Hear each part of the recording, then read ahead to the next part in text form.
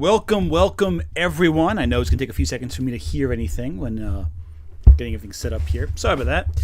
My hair's a mess, as usual, but that's okay. That's all right.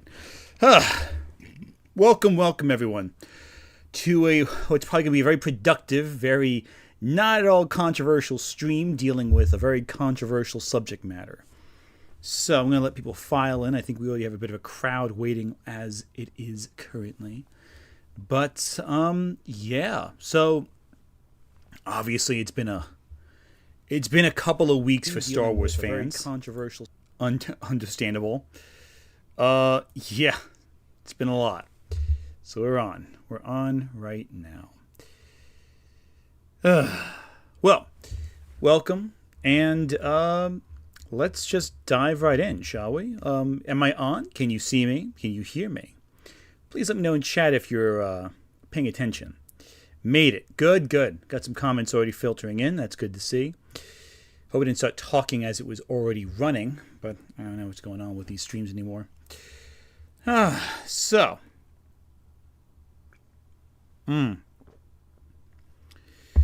This week's been hectic on my end. From a business standpoint, I've been doing a lot of work. Oh, yeah, no. I have a couple videos coming out this week, so I've been like in editing chaos mode this whole time. It's a little glare on the camera I'm adjusting. Wow, there's a lot of people watching right now. Okay, I'm a little surprised. I wasn't expecting that. Yeah, so from the title of the video, you can tell it's going to be a controversial discussion. I'm going to try being as fair as possible. I expect everyone in comments will have some opinions.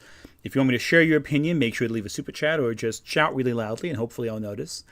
But yeah, no, so, Baichi Apiadera, thank you for the super chat. All right, let's listen to some Kirk versus Picard discourse. Wait, wrong fandom. Listen, if you want Kirk versus Picard, I could do that also. I do love telling people why Picard is better than Kirk by a mile. Picard is the kind of character I would follow to death's door. Kirk, not so much, but I digress. Hello there, comments. Yeah, no. So, there's a lot of controversy going on. We're going to discuss everything. We're going to work our way to hear every detail. And we're going to listen to the people themselves say it to make sure we don't miss anything. The last thing I want to do is misrepresent people. But we're going to work from the start of the controversy and work our way backwards. Yeah, I'm seeing some Picard support there. I love it. I do want to mention, what about Cisco? Cisco's up there. I love Cisco. Janeway, too. I do want to mention, though, obviously yesterday we had a horrible loss in terms of, with James Earl Jones's passing. That was, he's one of the greatest actors of all time. Actually, it's really funny. Even though yesterday I was primarily working on Friday's video, I ended up flipping on on Tubi, not Tubi, Pluto TV, and they had Coming to America playing on TV on the channel, and I was catching the part where James Earl Jones comes in as Eddie Murphy's dad, the King Jaffe Jeffer from Coming to America, and it's such a great, amazing how he can elevate like what would ordinarily be like a joke character, like kind of very simple character, like this snobbish, grandiose, larger than life king who, He's seen in these. The comedy is he's this larger than life figure who walks into like mundane, everyday New York, and it's like he's so out of place. And you see this character elevated by James Earl Jones's amazing acting, and everyone remembers him as Mufasa, everyone remembers him as Darth Vader, but I think honestly, him in Field of Dreams and him in the Broadway play Fences, I think is. Well, maybe it was off-Broadway or was it Broadway? I'm not even sure. But the play Fences, which I think is one of the great American dramas. I think it's up there with Death of a Salesman and Long Day's Journey into Night in terms of, like, iconic plays. But, yeah, no. And as Darth Vader, the voice of CNN, if you remember. I mean, my earliest memories was watching the O.J. Simpson trial and just hearing it. This is CNN with James Earl Jones coming on. It was just, No, so we lost someone great with us. It's very tragic. But 93 years old, You can't be sad about that. That's a long life. That's a great life, you know?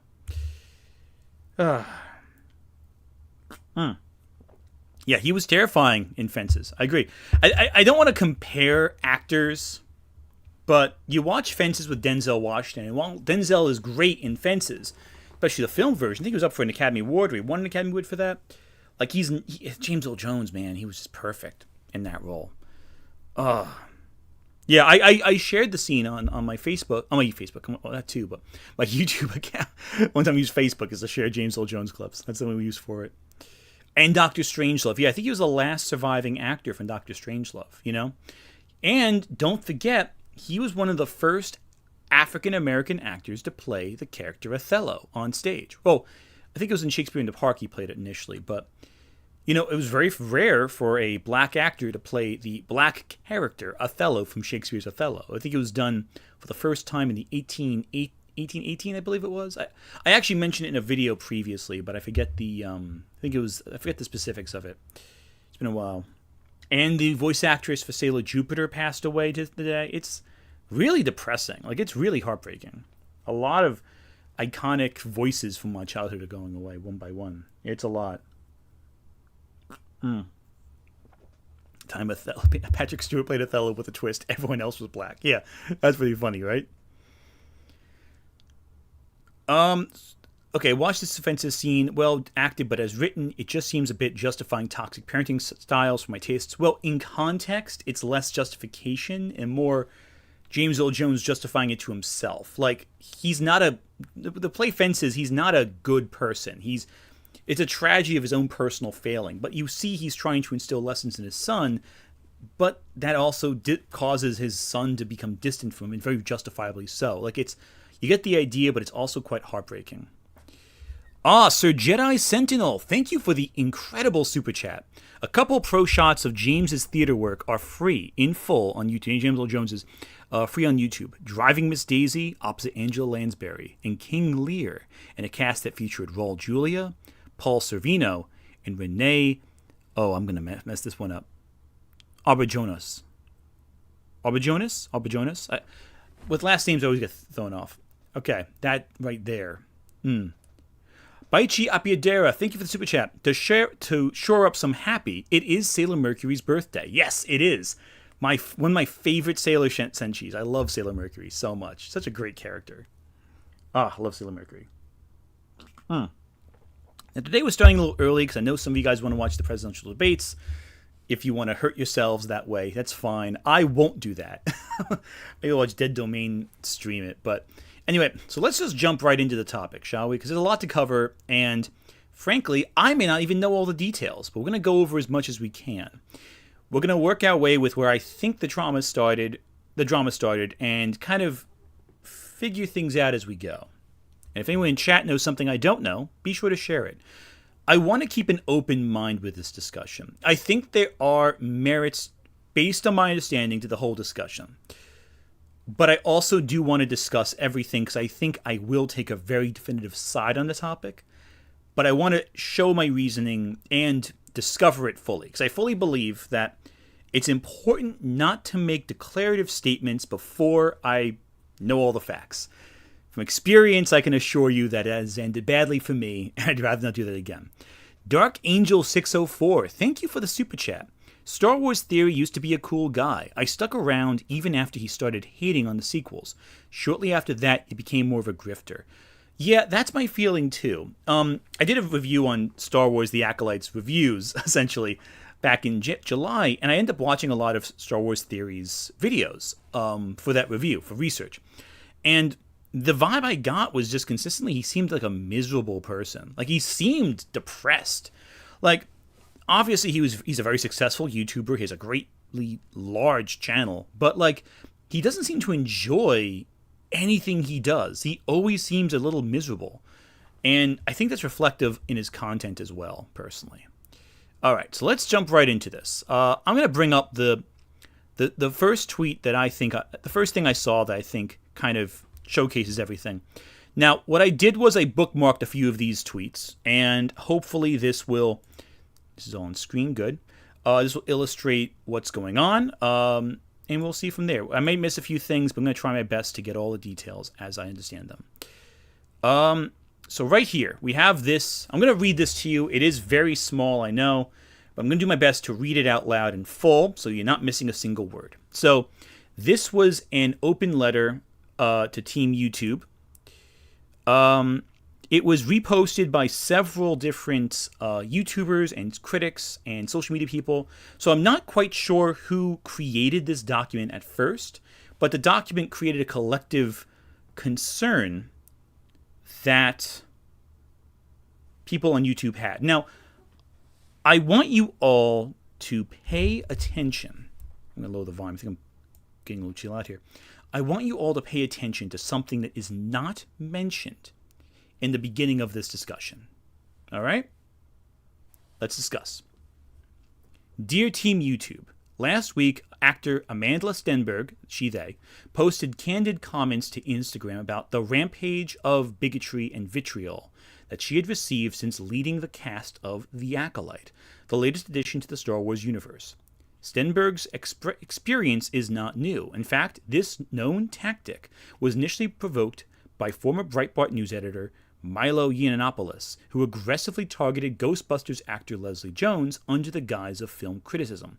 After prolonged insults against her Ghostbusters character resulted in harassment against Jones on Twitter, Yiannopoulos claimed Jones was playing the victim when she called for action against the harassment. The aggressive gaslighting of Jones' experience resulted in Yiannopoulos being banned from Twitter. This is a very famous, well-known incident. Obviously, Ghostbusters 2016 is a very hot-button topic. I personally do not care about Ghostbusters 2016 because I think every Ghostbusters film after the first one is not that good, so I digress. I know, hot take. Not a fan of Ghostbusters, the sequels. Love the original film. Sequels, not so much of any kind. All right, so that's the first paragraph. And yeah, that's very true. There was a lot of gaslighting done, and a lot of... For all the very legitimate criticism against Ghostbusters 2016, it's undeniable that a large undercurrent of it was racially motivated, based on hating the actors because they were women. So what does that have to do with Star Wars? Well, because of the backlash to The Acolyte, apparently. Let's keep reading and see what isn't mentioned in this discussion.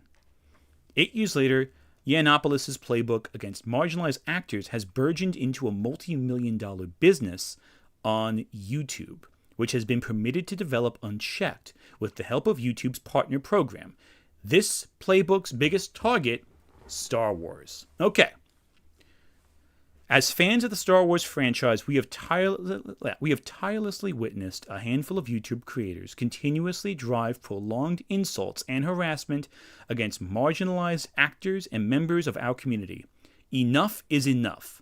The Star Wars fandom demands that YouTube enforce its community guidelines against prolonged insults and incitement of targeted harassment towards women of color by demonetizing the following YouTube channels: Geeks and Gamers, Ryan Cannell, RK Outpost, and Nerdrotic.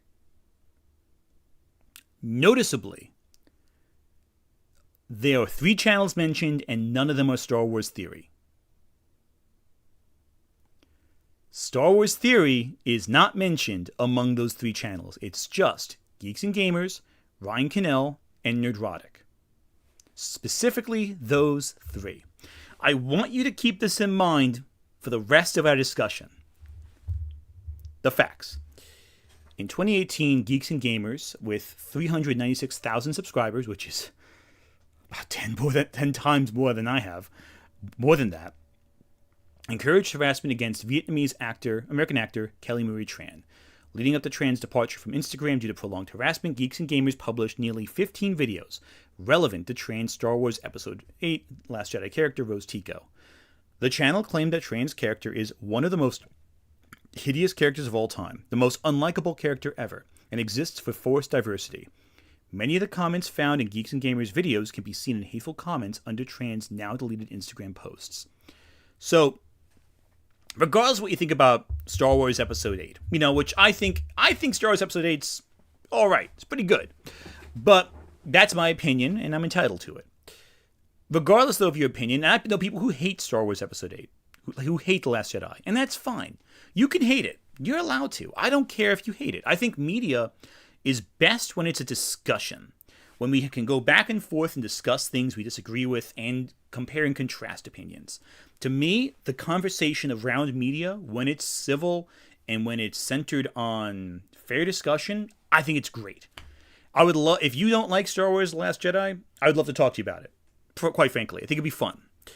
But none of that has to do with the actors. The actors might have done a good job, they might have done a bad job, but you don't harass the actors involved unless they, ate babies or something. I don't know.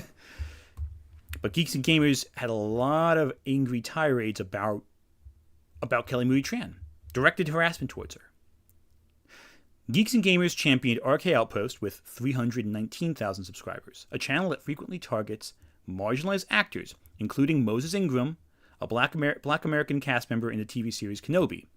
Days before Ingram called out racist backlash against her Instagram, RK Outpost called Ingram a quote-unquote lunatic who can do nothing other than play the victim. RK Outpost has recently referred to Ingram's Kenobi character, Reva, as dumb and, well, a certain slur I don't like to say out loud. Geeks and Gamers and RK Outpost frequently co-host the livestream Friday Night Tights on Nerdrotic's YouTube channel, which has 1.1 million subscribers, where the three channels have made a profitable business reusing prolonged insults against marginalized actors featured in Star Wars, Captain Marvel, and Lord of the Rings, The Rings of Power, to name a few. Now, this next part's in bold. Amandla is the current target of this YouTube-based operation. Together, Geeks and Gamers, RK Outpost, and Nerdrotic have led the charge against Amandla even before the release of The Acolyte. And this is true. In my video that I did discussing The Acolyte, I showcased footage from months before The Acolyte came out, where they were saying the exact same criticisms that they would then levy against the show as it was airing. They'd already pre-written their insults. They just had to wait for the show to air to issue them again to sound more justified. Okay. Producing nearly 40 videos, and that's just between the three channels, relevant to Amandla and The Acolyte since May. These channels have asserted Amandla, and that's not counting some of the videos that I was looking at because those were before May. So even then, it was a little bit of a cottage industry attacking The Acolyte. These channels have asserted Amandla is vapid and narcissistic, the adult pretender, dumb, and a half-black, another swear word, for defending herself against racism. These channels have gaslit Amandla by claiming she's playing the victim card, with RK Outpost proclaiming, "You've never been oppressed in your goddamn life, you can read it yourself if you can read that small typeface. These YouTubers also use racist dog whistles, including the angry black women stereotype. The hate campaign against Amandla has been so profitable that many other major YouTubers have joined the attacks on Amandla. And this is where Star Wars Theory enters the picture. At the bottom of this document, as a side note, including Star Wars Theory with 3.3 million subscribers, easily the biggest channel mentioned here. How many more good faith content creators will turn to profitable hate campaigns if this behavior is permitted to continue with no repercussions? Now, let's stop here and discuss that last paragraph because that's relevant. Crossy Hossy, thank you for the super chat. I do hope this causes YouTube to do some good and delete these bigoted channels, but who knows? I guess we'll have to wait and see. And that's the thing that's so interesting. No one's even saying delete them. They're just saying demonetize them. Show that these videos should not be profitable. Quite frankly, I've had videos demonetized for less. I've had videos that were demonetized because, someone said a bad word at the start of the stream. These videos aren't demonetized. That's the thing. Other YouTubers have to deal with demonetization all the time. I had to deal with it. And I'm a pretty small channel. For far less than what they're asking for. That's the wild thing. And yes, Nerdrotic is also the one who has insisted repeatedly that Miles Morales is not Spider-Man. That is also a thing that he has done. However, keep in mind, in the paragraph, Star Wars Theory is being framed as, quote, good faith content creators turning to profitable hate campaigns. So keep that in mind. Star Wars Theory, in this whole discussion, is being framed as a good faith creator who is turning to hate campaigns for profit. Keep that in mind for everything that follows. Let's continue to the second page. Much shorter here. Action required. Here's what they're asking for. The Star Wars fandom refuses to watch another marginalized actor or fan be singled out by prolonged racist harassment from a handful of YouTubers as a result of YouTube's inaction, which has transformed hate into a lucrative career path. It is concerning to us targeting marginalized actors on other social media platforms has historically resulted in platform bans, whereas the same behavior has been made has made people millionaires on YouTube. This should be highly concerning to advertisers as well. We understand that YouTube has an important role to play in promoting free speech. However, content uploaded by Geeks and Gamers, RK Outpost, and Nerdrotic is not opinion or criticism. It is prolonged, targeted harassment against women of color. We urge YouTube to enforce its community guidelines and demonetize these channels immediately and permanently. Thank you. May the Force be with you. Now, let's go over again what is being asked. 3 channels demonetized based on breaking community guidelines that they have signed legally, that they will promise to enforce. It's prolonged cases of breaking those community guidelines. 40 videos, all of which feature language that would get me demonetized in seconds. And again, lesser content has been demonetized very easily. And again, do advertisers want their money to go to these campaigns? These are all reasonable concerns. And this in Star Wars Theory, I want to remind you, was mentioned in one sentence indirectly and was referred to and framed as a good faith criticism channel.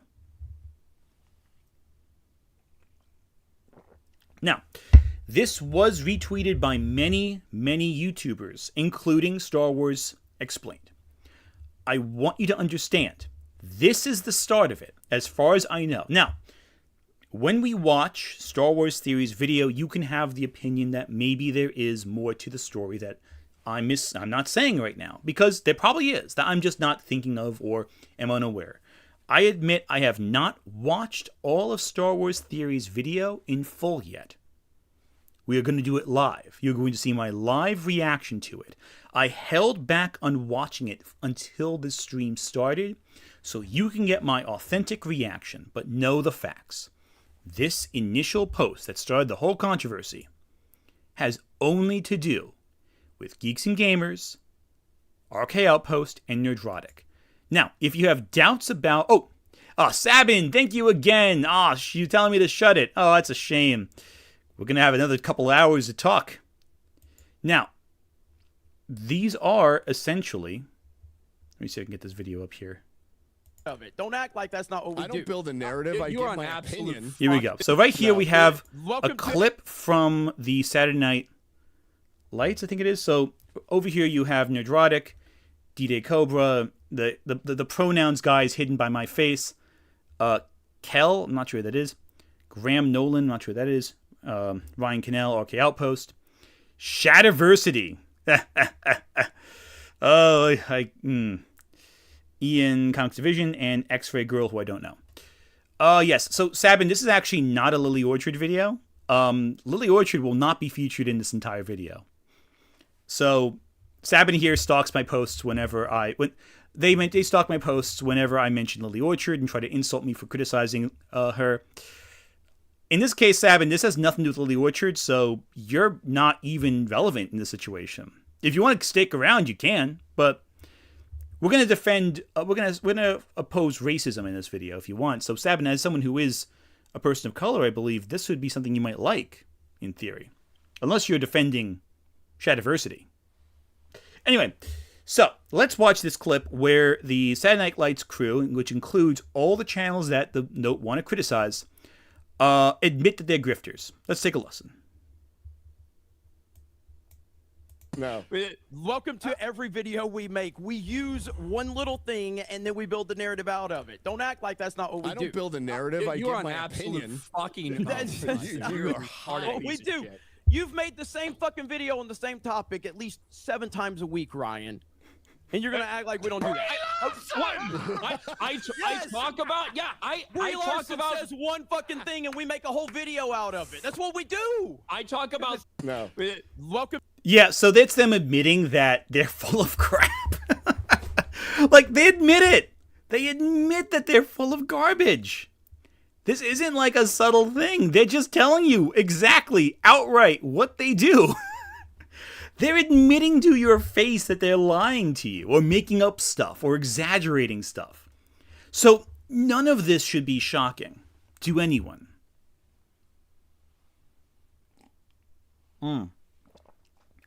I can't believe Sab's cheating on Sai with you again. Yeah, right? Oh, I feel honored, Sabin. I feel really honored. Anyway, so those guys are grifters. They admit they're grifters. They admit that they exaggerate stories to become like a whole big thing. That clip shows that they're aware that's what they do. Baichi Apiadera, thank you for the super chat. It's the Justice League of grifters. Though I will shamefully admit I watched some Shadiversity for the HEMA. But I watched Star Wars Explained because I think they do good work. The timeline vids are goats. Yeah, the greatest of all time. Understandable. Agreed. And listen, I think a lot of people who have an interest in fantasy or medieval warfare watch Shadiversity at some point or another. I mean, I do. I even bought his book. I even bought his book. I have read Shadows of the Conqueror. It is actually going to be referenced in Friday's video, which you will see when you get there. But know that Shadiversity's book is not very good, and I don't like it. I wanted to like it because I liked his videos at first before I realized how much of a, obvious. But, I have read his book, and it is bad. It is very bad. It is just ineptly written. How is this book? Bad. It was very bad. It's a book where someone who does not understand what redemption means tries to write a redemption arc for someone beyond redemption, who never actually makes a real attempt at growing as a person. He just feels bad about being a bad person, and that's enough to make me feel bad for him, apparently. Anyway. So, that's Star Wars Theory's The Big Initiative, and Star Wars Explained posted that initial message on his channel. Let's take a look, though, at what Star Wars Theory initially said, and let's bring it up right here. Now, one thing I do think is kind of sad is if you look at Star Wars Theory's timeline, it's just a lot of depressing videos where he just hates everything. He seems miserable. Like, okay, let's look right here. Amanda Stamberg, Star Wars Outlaws. And apparently he's looking like he's not enjoying the game. Let me move this over a little bit so you can get the better screen here. Disney deletes the Acolyte merch. Anger. This is getting worse. Acolyte Rolling Stone. It's all negative stuff. Keanu Reeves turned down Soul in the Acolyte. Lol, what? Again, it's all negative news. Acolyte cancellation backlash. It's getting crazy. It's like, compare that to Star Wars Theory, and what do you get right here? You got Outlaws Review, Dragon Con recap, interview with an author, every criminal syndicate in Star Wars, your questions answered, biggest answers question, review.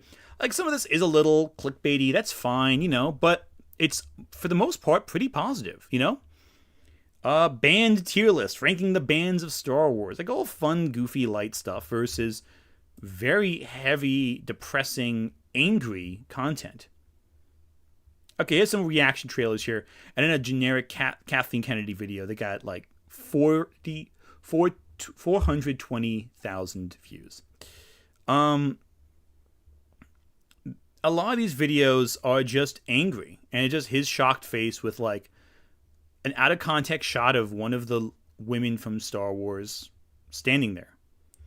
It's like, or it's about him. So in the case of Red Letter Media, who relentlessly made fun of people like Star Wars Theory, they're apologizing. It's like, look, it just seems like he's not enjoying what he's doing. He has a smile here, but like, it's the exaggerated smile for TV. Oh, no, don't do that. It's finally over.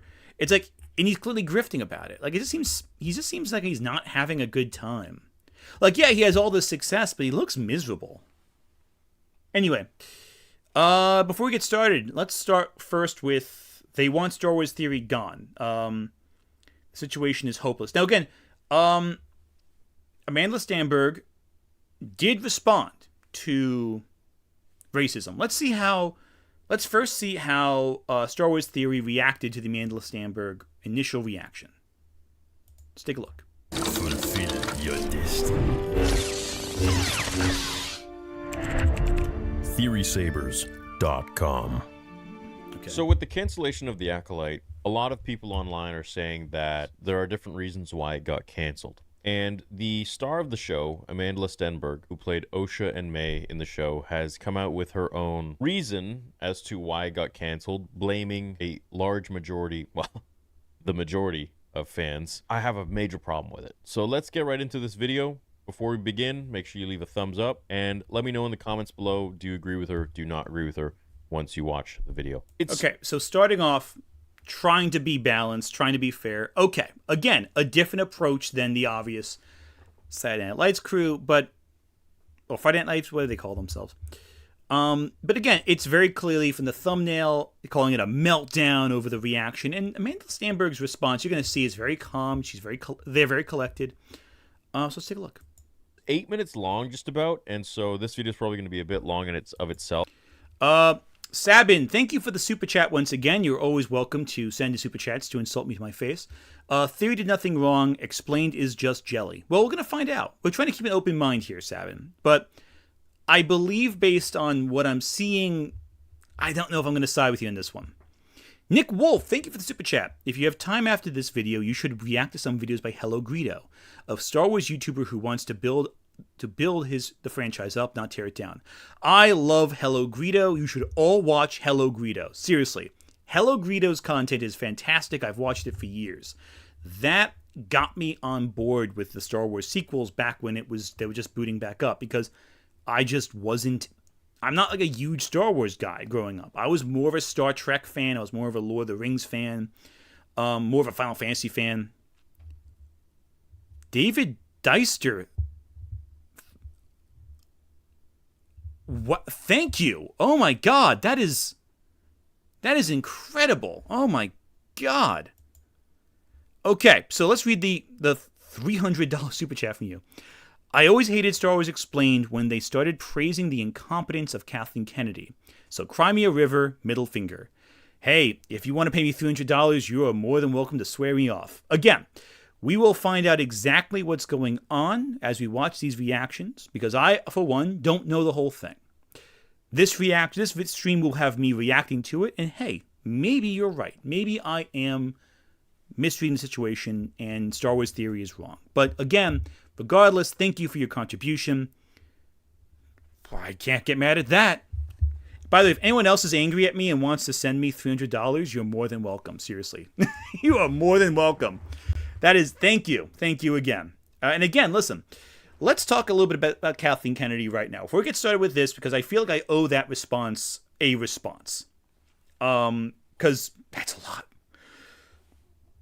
Do I think Kathleen Kennedy is the greatest thing since sliced bread? No, I do not. That will probably get me kicked out of any Star Wars theatrical releases, but I really don't think that she's flawless, and I don't think her decisions are flawless.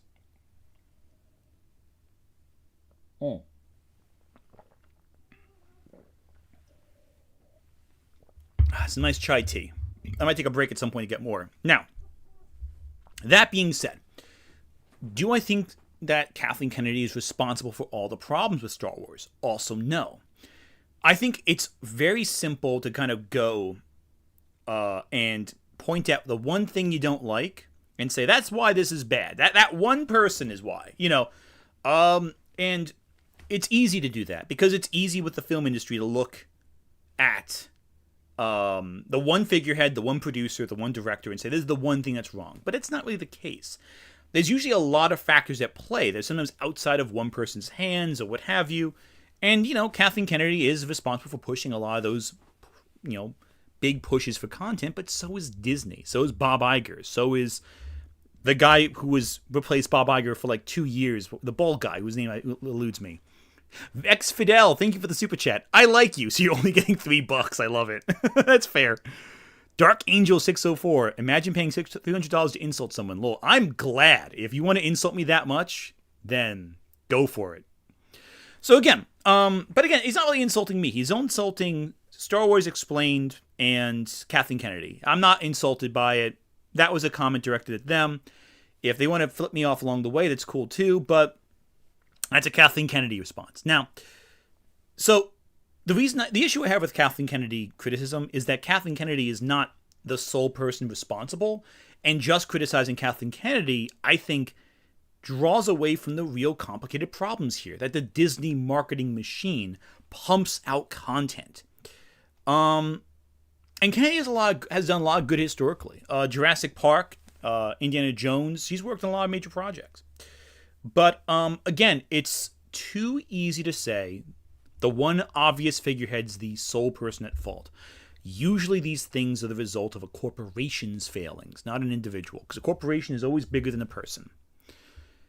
But again, them's the breaks. And please don't insult David Dreister in the comments. He did just give us $300. So I can't be mad at him for that. Please keep it civil. Chapek. I'm sorry, Bob Chapek. That's his name. Sorry, drew a blank on his name.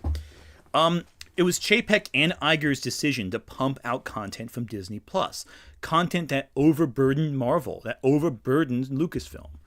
And some of it worked. I think the Mandalorian worked very well, but for every Mandalorian, there were a lot of, and I don't like a lot of the things that came out on Disney Plus for Star Wars. I think that the Book of Boba Fett was terrible. I think that Kenobi would have worked much better as a standalone film.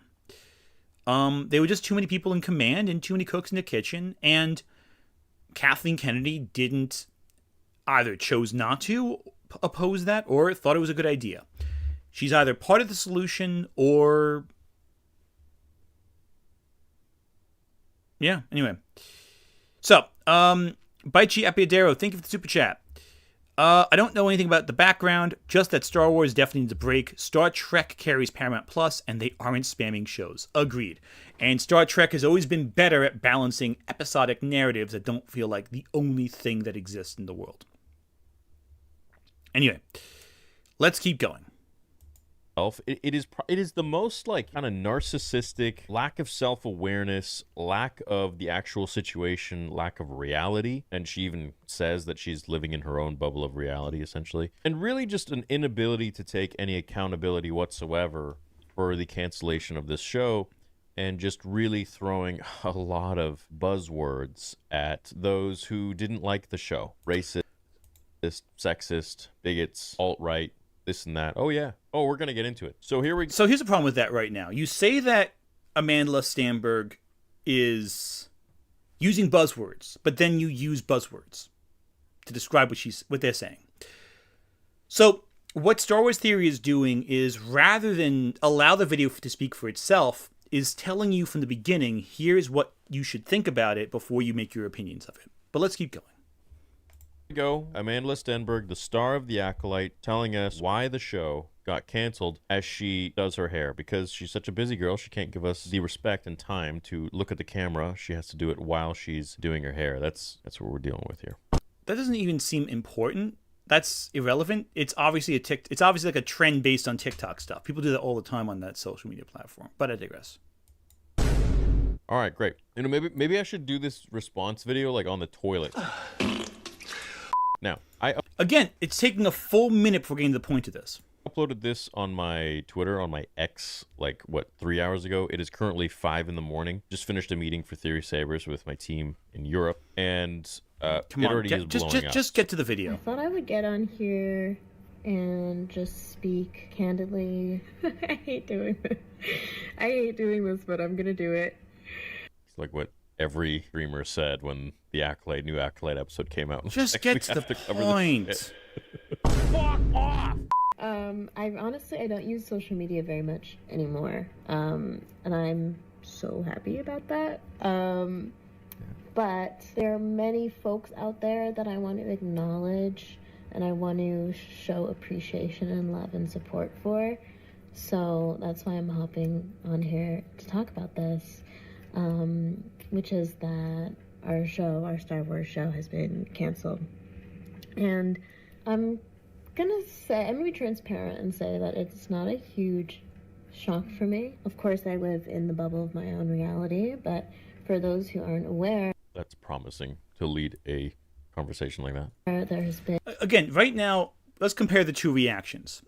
This whole time, Star Wars Theory is trying to push his like, oh, it's so bad, Acolyte's so bad. You know, Mandela Stanberg, she's so wild about this. But we all, they're just sitting there doing their hair, saying, I'm not shocked. I'm in my own celebrity bubble, but be transparent. Like, that's pretty reasonable so far. Honestly, the joke, the making a bathroom joke before a person is just sitting there talking. It's like the way Star Wars Theory frames this initial video. It's like, it makes it sound like Amanda Stanberg is like throwing a temper tantrum based on and the title is Amanda Stanberg meltdown over the Acolyte canceled. They're pretty calm. Again, they got paid. That's what matters. In a rampage of vitriol that we have faced since the show was even announced, when it was still just a concept and when no one had even seen it. To that, I disagree. I was one of the first people on YouTube, actually, years and years ago, when there was talks of a show called The Acolyte, or a show about a Acolyte of a Sith that was coming out, and I was like unbelievably excited. I'm going to try and find the clip and insert it here so you can see. So wait a second. Hang on. This is where I'm confused. Amanda Stanberg says they faced vitriol. Star Wars Theory goes, that's not true. I was never mean about it. Like, no one said anything about you, dude. No one said you did anything. Why you act like that's not true?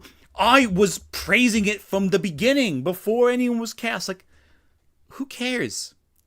Did they say you were the ones throwing vitriol? No one called you out. Why are you acting so guilty about this?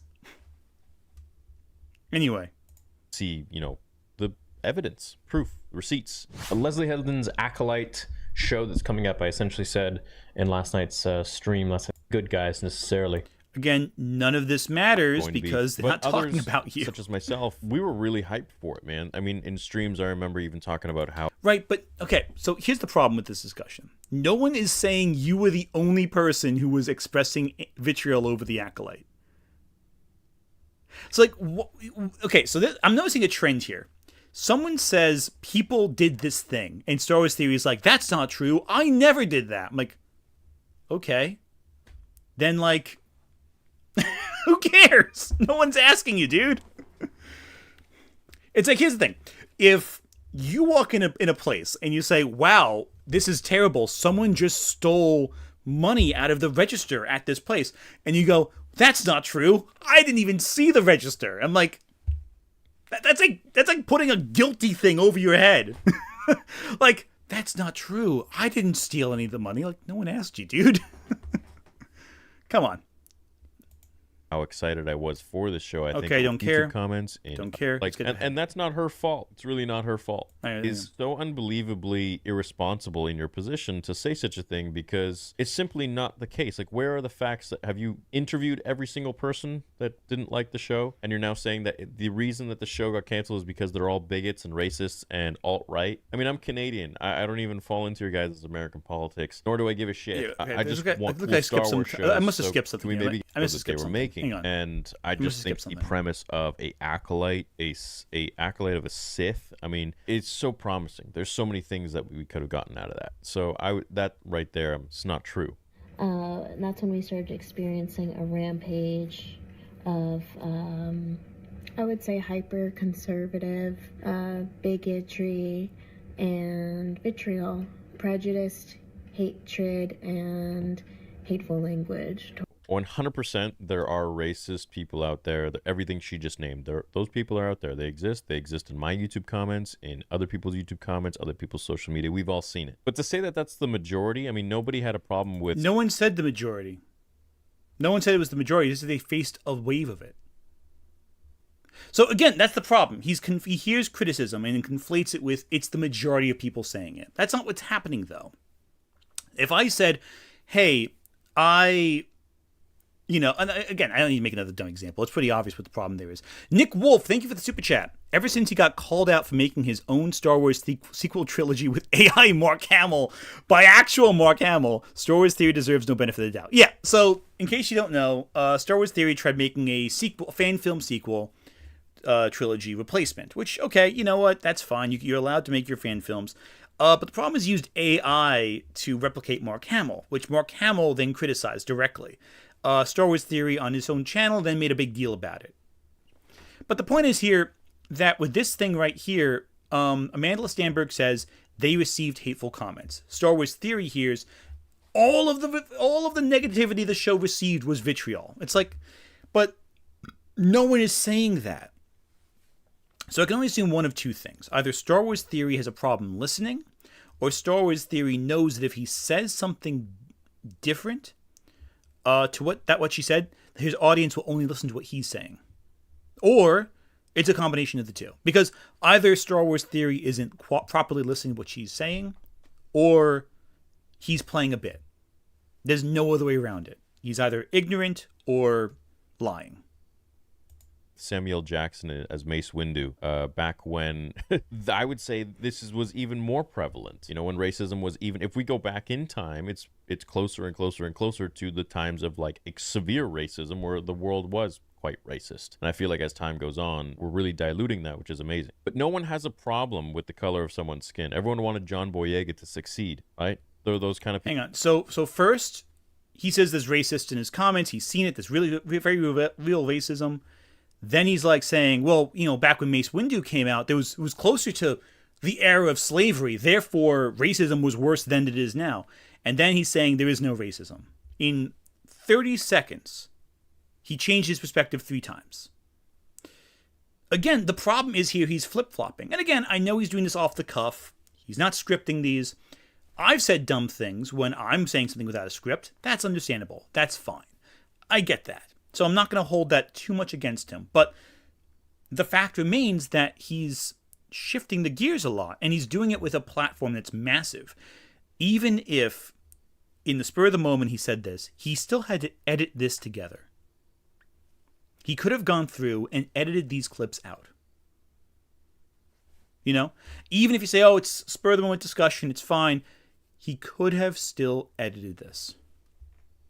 People out there, of course. Will those people ever completely go away? No. But to throw there everyone in so this he's still acknowledging he's wrong, but everything she just named, racists, alt-right, blah, blah, blah, blah, blah, because they didn't like the show. And yeah, as comments pointing out, people were racist against John Boyega.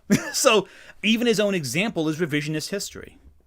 Or because your show got canceled is so unbelievably irresponsible in your position to say such a thing, because it's simply not the case. Like, where are the facts? That have you interviewed every single person that didn't like the show, and you're now saying that the reason that the show got canceled is because they're all bigots and racists and alt-right? I mean, I'm Canadian. I don't even fall into your guys' American politics, nor do I give a shit. I just want cool Star Wars shows. So can we maybe get that? What's the Okay.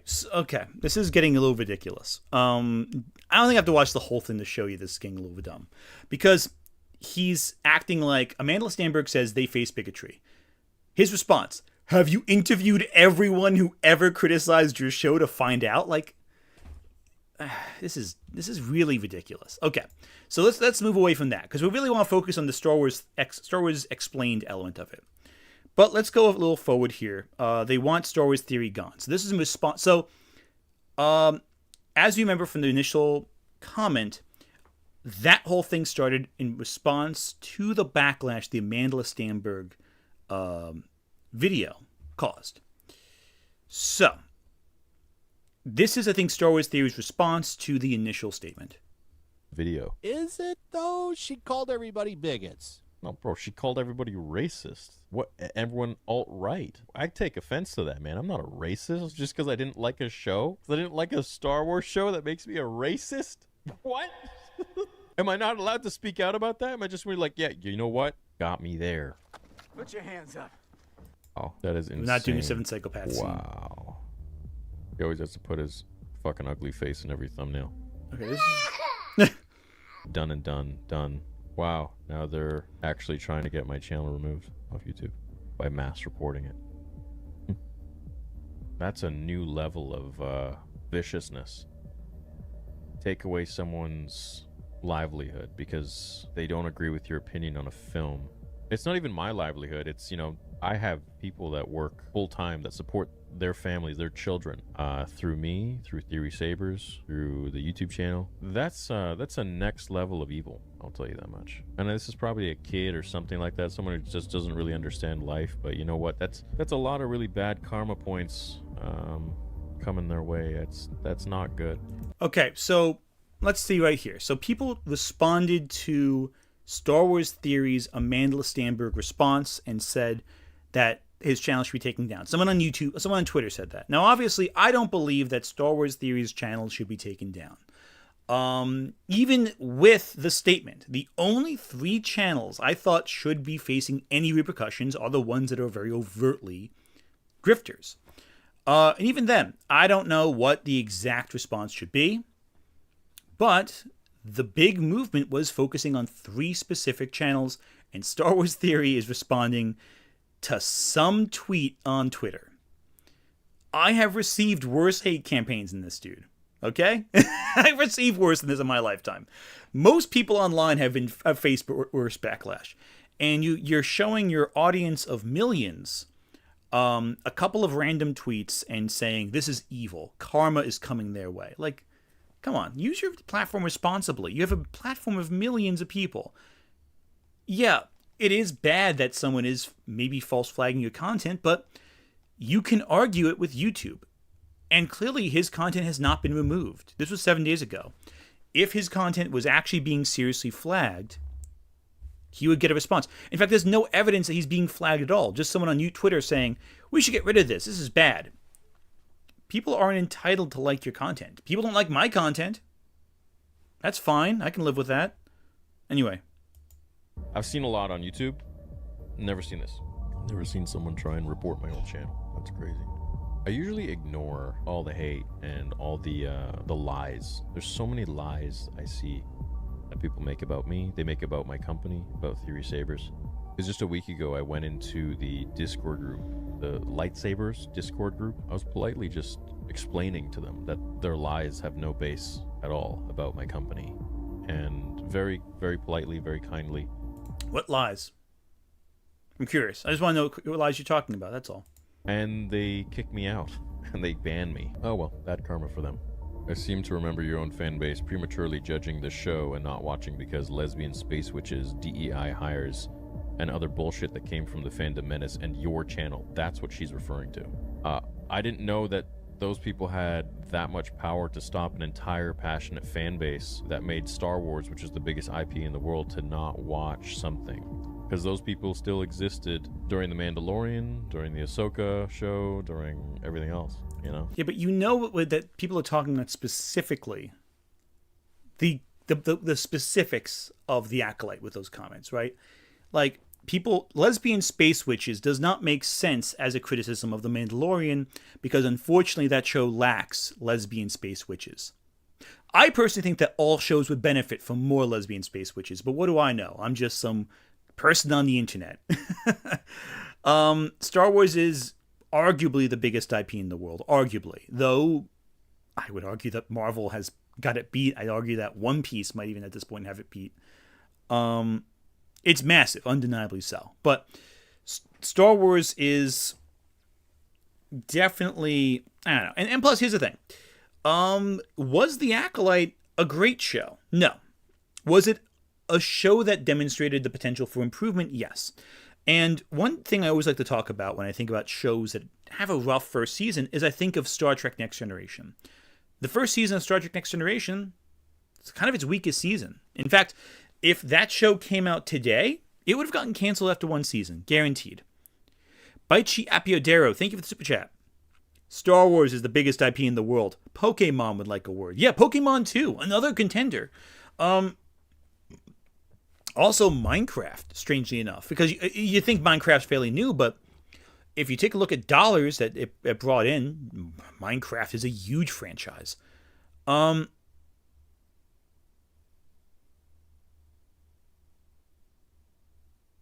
Yeah, so it's just kind of sad. Like, yeah, the problem is... All right, let's keep going. Saying, oh, look, that petition's at 60K. This one right here, rolling up to 75K. That's still not enough people for this show to be profitable, by the way. Where were you people? Right now he's watching Yellow Flash, who is another regular on these things. So let's keep going. Show was on. But here's the other thing. So now we got to try to drum up support again because old Amanda... No, but those people were there when the show was on. Those people were there, and it still wasn't enough. We were there because we were making fun of it. And we were trying to see if it would get better or, like, what's the deal? And it still wasn't enough. ...is crying. Nobody attacked this woman. You know what people did do? They made fun of her acting because her acting is bad. No, let me tell you what they actually did.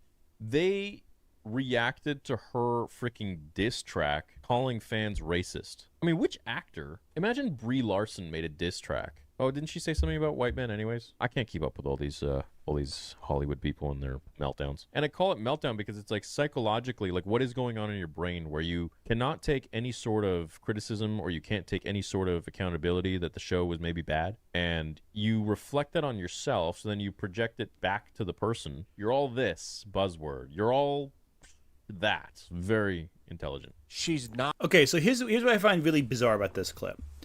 Star Wars Theory is saying that, you know, he's reacting to a video where they say, we were making fun of this actor. And then Star Wars Theory is like, no, you weren't. You were really doing this instead. So it's like the criticism is being levied at people like who you're defending right now. No one is talking about you outside of the specific comments you yourself have received. But you've only got that way because you positioned yourself between the critics who are criticizing the critics and those who are doing the things that people are complaining about. You have positioned yourself so that you are intercepting the response. It's kind of amazing. Also, yes, I see the comments about the Locked Tomb. Yes, I have read the Locked Tomb. Gideon the Ninth is fantastic.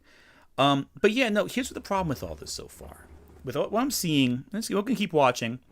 It sounds like Star Wars Theory is perpetually positioning himself to be in the middle of this argument. But he's not relevant. He has no involvement in this. Nothing he's saying, even by his own admission. Okay, so let's assume right now that Star Wars Theory believes everything he's saying, which I think to an extent he does. I think a lot of it's being done for the grift, but it is even evidence that he might have even liked the Acolyte and just played up his dislike of it for the views. Okay, whatever.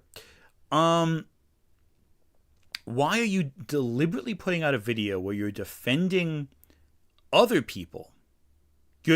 At this point, you're positioning yourself so that you are the main recipient of any criticism that the other person receives. Because you're speaking for them. Let's say this person did do exactly what you claimed they did. I don't know. Yellow Flash blocked me years ago on Twitter, so I have no idea what he says. After I made fun of him once. But that's not important. The point is, you are now intercepting whatever criticism Yellow Flash receives. In this specific case, because you're speaking over his video. In this case, you're putting yourself there where you were not there previously. This seems like really a bad idea from many standpoints. Why would you're saying before that your business is at stake, people are spending lives about your business, and that it's dangerous to threaten the livelihoods of your workers, your employees. That's all well and good. But now you're taking all of that and conflating the work that your employees, that your workers do, with people who are receiving criticism by telling people what the person receiving criticism actually said, when the person receiving criticism is saying the opposite of that. Oh my goodness. Anyway, so let's get into the point of the matter. We've dallied around it enough. Let's talk about where Star Wars explains into the picture. And I know Alex is behind all this, but he's just such a sackless guy that he just can't do it himself, and he has to have his wife do it for him. People aren't watching your stuff, even with all of the free press and extra stuff that Lucasfilm. Okay, so the manifesto that, quote unquote, that they're saying. So the original post that we posted, I didn't realize that was Star Wars Explain's wife who posted that. Makes sense to me. Okay, so that's where it came from. Star Wars Explain's wife. The big, just to remind you, we're talking about this right here, which is right here, moving up right here. Yep, Molly Damon, I believe. Yeah. So this is the initial document that was released where they call for the demonetization of, again, in case you kept tuning in right now, Geeks and Gamers, Ryan Cannell, RK Outpost, and Nerdrotic. The post specifically targets these three channels, Geeks and Gamers, Ryan Cannell, and Nerdrotic, saying that they are targeting women of color and should be demonetized for breaking the community guidelines they signed when joining YouTube. Star Wars Theory is referred to at the very bottom of the page in one sentence as a good faith content creator who has turned to hate campaigns because they're profitable. But at no point does this document indicate that they believe that Star Wars Theory should be demonetized. So to repeat again, the document that they're responding to at no point criticized Star Wars Theory. I just want you to know that. Meanwhile, Star Wars Theory is claiming that Mandela Stamberg is having a meltdown when, over the course of 5 days, he made 3 videos about the same controversy. I'm sure the hundreds of thousands of views was not a motivating factor at all. And he positions himself in the thumbnail as the main target of Star Wars Explained, despite the fact that he is barely mentioned in the document that we discussed at the top of this video. Let's keep going. Disney give you, I mean, maybe that should tell you something. Maybe people just don't like you, and that's a you problem. Take accountability. Is it about This Week in Clickbait? Is it about Alex not being able to sleep at night and you having to freaking coddle him so that he could sleep because another channel was putting out content that was getting more views? 15% off sale is now officially live. Go to TheorySaver. That's a personal insult there, man. You're like personally okay, so a random Twitter user saying that your channel should be reported, that's an attack. That's evil karma. And a statement that calls you a good faith content creator is worth this reaction? Oh, so Molly wasn't even the first person to post that. Oh, then what the fuck is the big deal then? Why is he okay. Okay, let's keep going. It came from someone else that has less subs and followers. Yeah, so if they didn't even create the document, the level of irresponsibility here is ridiculous. Okay, let's keep going. .com right now and use code. And then he tries selling his lightsabers. You know it's really sincere. The entire site. What's up, guys? Welcome to another video. This is one I didn't want to make. I didn't think I would have to make, but at this point I've kind of had enough. And we're going to go into a lot of detail here with fellow Star Wars YouTubers, Star Wars Explained, a few others. Just shitty to me in general. I'm going to tell you guys about my experience. These people who are leading a campaign, an organized hate campaign for years against me, and now I see that they've lumped me in with some of my colleagues and friends online to have our channels demonetized and essentially sending a letter to YouTube to abolish, destroy, end the channels. You know, this was written by Molly Damon. She is the wife and co-partner of Star Wars Explained, of Alex Damon. I've met... Okay, so apparently Molly did not write this document, and at no point in the document that we have read line by line does it say that Star Wars Theory should be demonetized? It calls him a good faith content creator. So they compliment him. And he's acting like he's a target.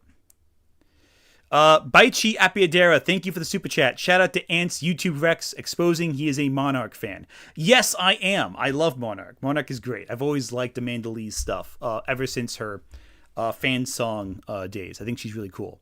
I've never met her in person, obviously, so I can't speak to that. But she's funny. I like her. She's cool.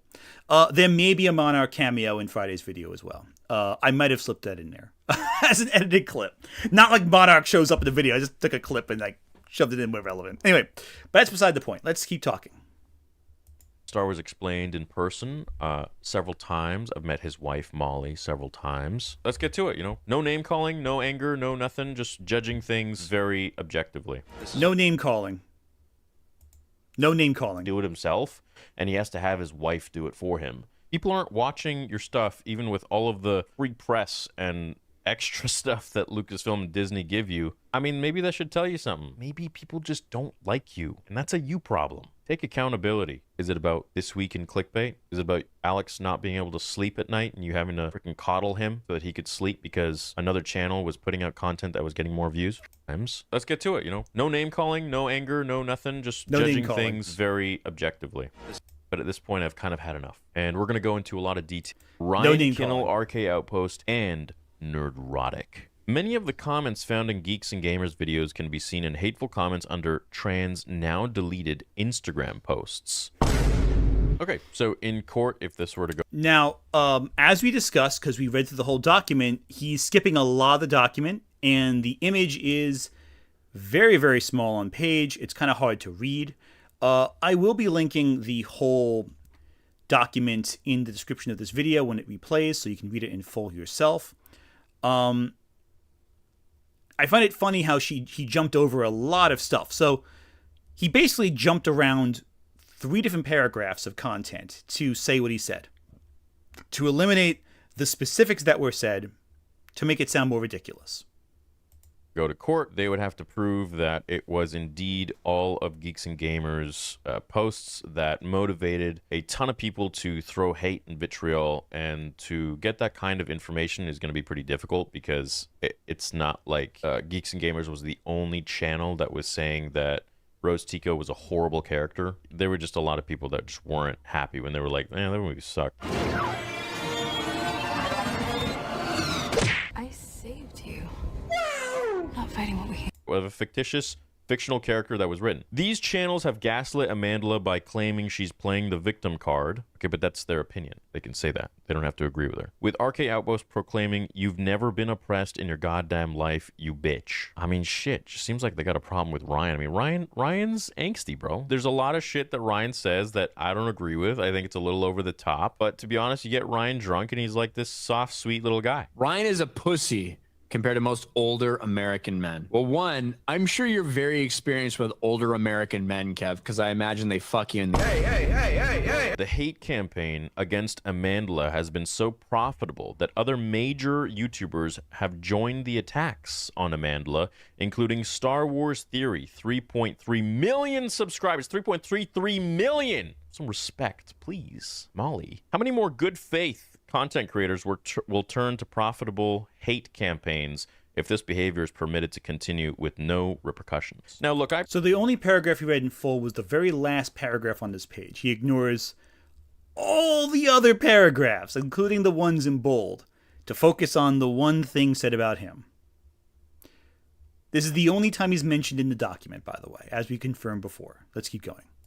I probably would have commented on this in a tweet or something. Yet the fact that you put my name in this is so unbelievably effed up, man. Like, first of all, you have to prove that this is a hate campaign. The only hate campaign I see here are you people that have been constantly throwing hate. Okay, the boys can defend themselves, and they want to go to court for that. They can do that. They can destroy these people. No problem. I fully believe that. The only hate campaign I see here is the hate campaign that Molly Damon, Star Wars Explained, and a lot of these other Star Wars YouTubers have been leading against me for years.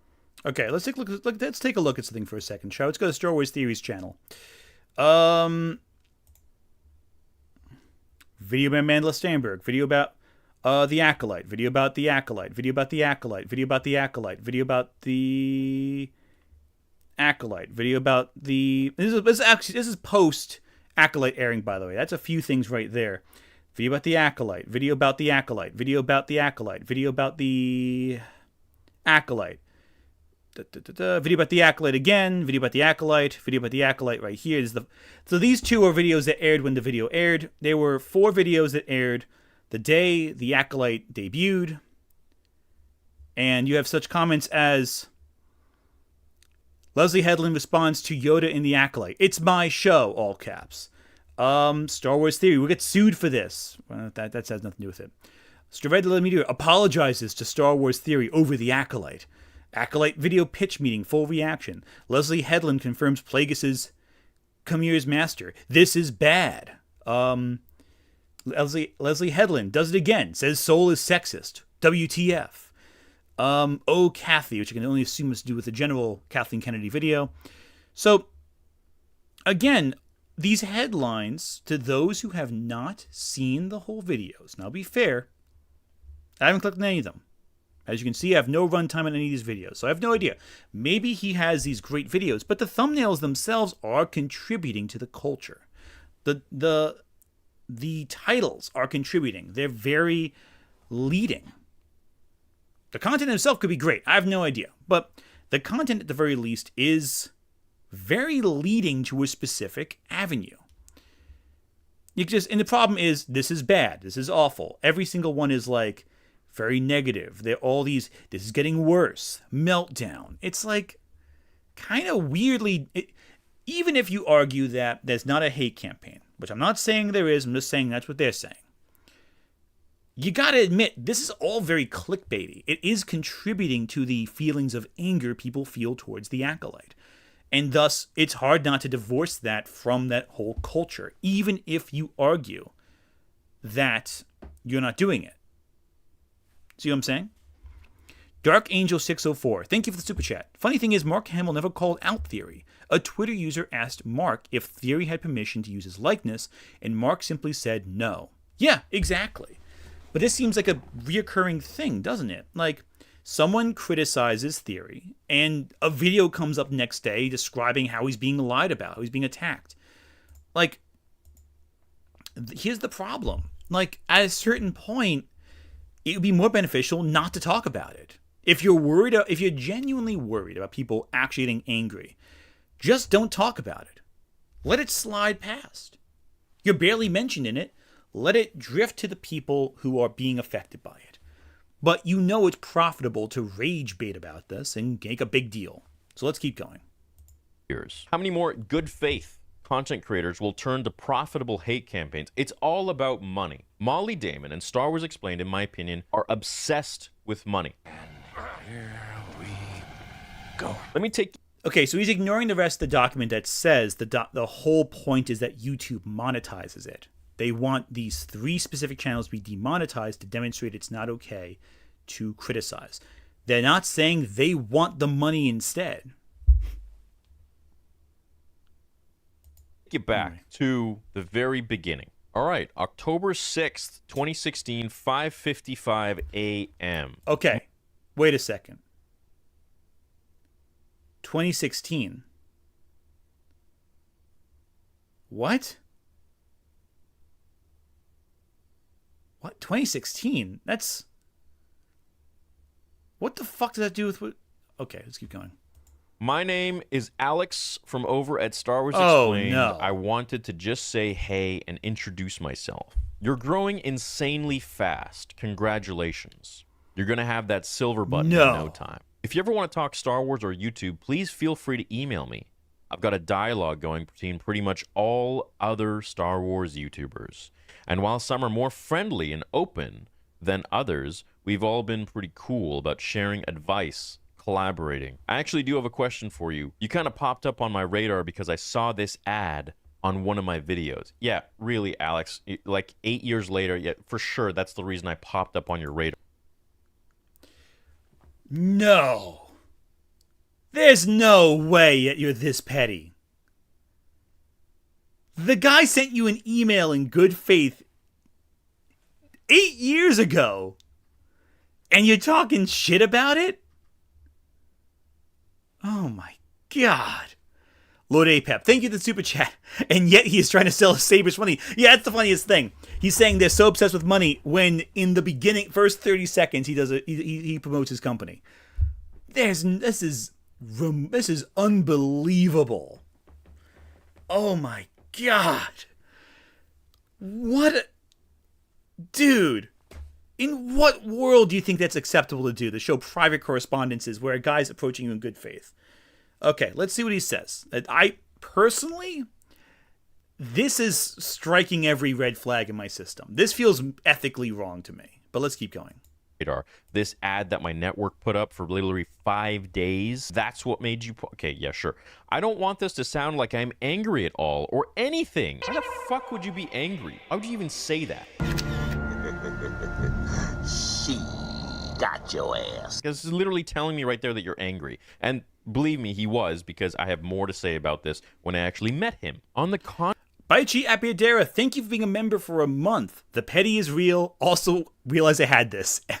That's fair. Hey, thank you for being a member. And if you want to join as a member, you absolutely can. Anyone watching, membership allows you to watch videos early and join our Patreon/membership exclusive Discord. Some cool stuff. Anyway, let's keep going.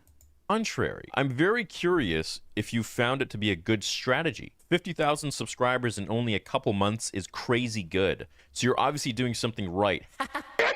If you're open to it, I'd love to talk about some of the things you found to work, and I will do my best to help you in return. But if that's something you'd like to keep close to your chest, I understand. Anyways, it's nice to meet you. Keep up the great work, and may the force be with you. October 6th, 12:10 p.m. I respond the same day, literally when I just woke up, because I would work all throughout. Nick Wolf, thank you for the super chat. Star Wars Theory. You and your stupid thoughtfulness can go to hell.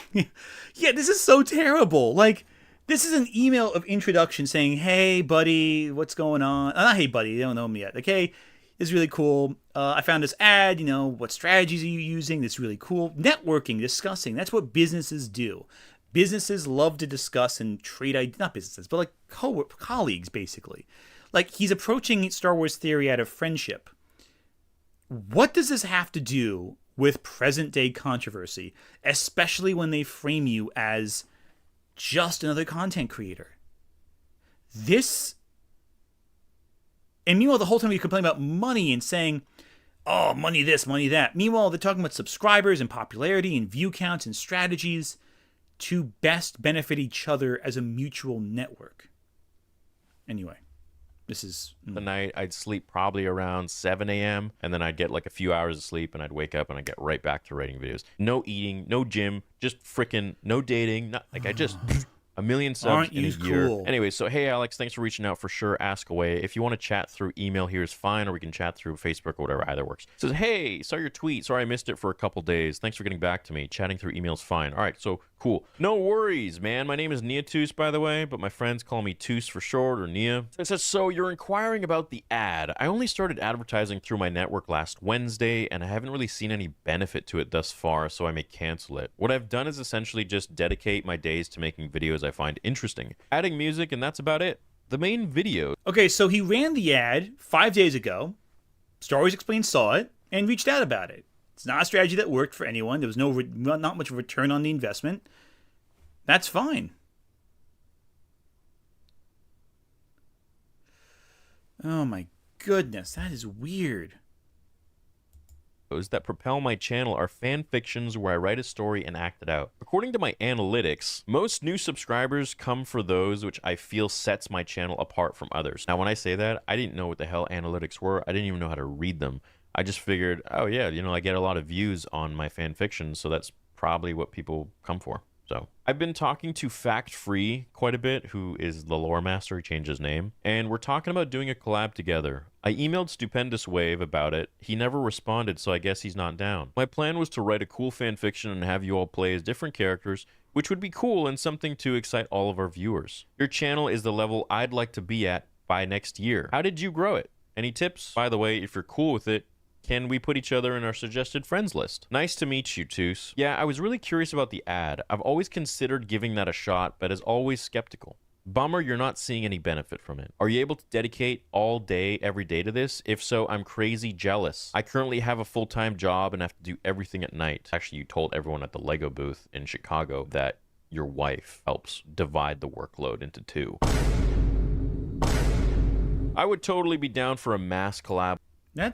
What is that? Okay, again, having a wife that wants to be a collaboration partner on your business is fantastic. My spouse doesn't have much interest in the old YouTube thing, so obviously that's why they're not really involved in this channel whatsoever.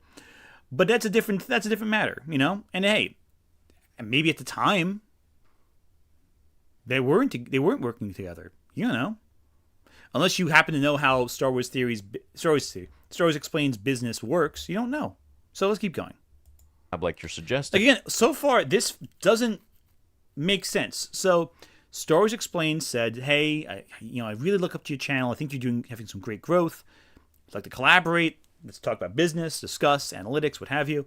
And he's reading this in response to the recent tweets. What does any of this have to do with anything that they were talking about?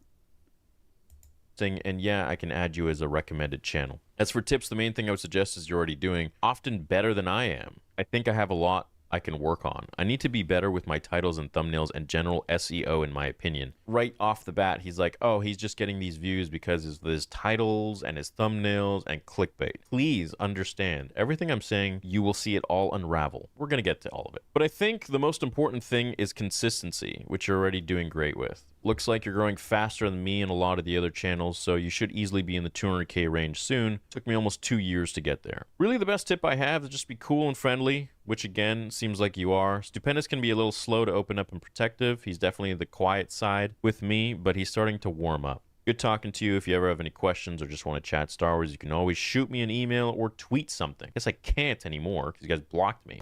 My philosophy has always been the more big Star Wars channels out there, the better we can all learn and help each other grow. It's all about growing. It's all about... I didn't give a shit about any of that, man. I was just making my content and making it the way I wanted. That was it. I didn't take a course on this. Man, I couldn't agree more with that. Seems like people are too riddled with greed, but if we all work together, we can not only become more successful at doing what we love, but make the Star Wars community stronger. Yeah, seems like Stupendous Wave doesn't like me or something. Maybe he sees me as a threat. I have no clue, which is absurd. My job allows me super flexible hours as I'm a realtor, so whenever my clients are taken care of, I have free time to spend on my channel. I'm going to add you now to my sidebar. It was a pleasure meeting you. For sure, I will contact you soon regarding more sort of collab and anything else. Have a great weekend, and may the Force be with you. Then from So far he sounds... Oh, that's way too close. Back up. No, it just sounds so far like Star Wars Explained from that exchange sounds like a chill dude, you know? Fiery One, thank you for the super chat. Star Wars Theory displaying real chud behavior here. I mean, listen, I came in with an open mind to this discussion, though I had a feeling I would not side with Star Wars Theory, just based on prior experiences with Star Wars Theory's content. But this just feels sad. Like, the whole thing feels depressing to me. Like, Star Wars Explained comes to Star Wars Theory, open-minded, discussing the concepts, discussing ideas, discussing strategy, you know, trying to be nice. And what did he get out of it? He gets this backlash.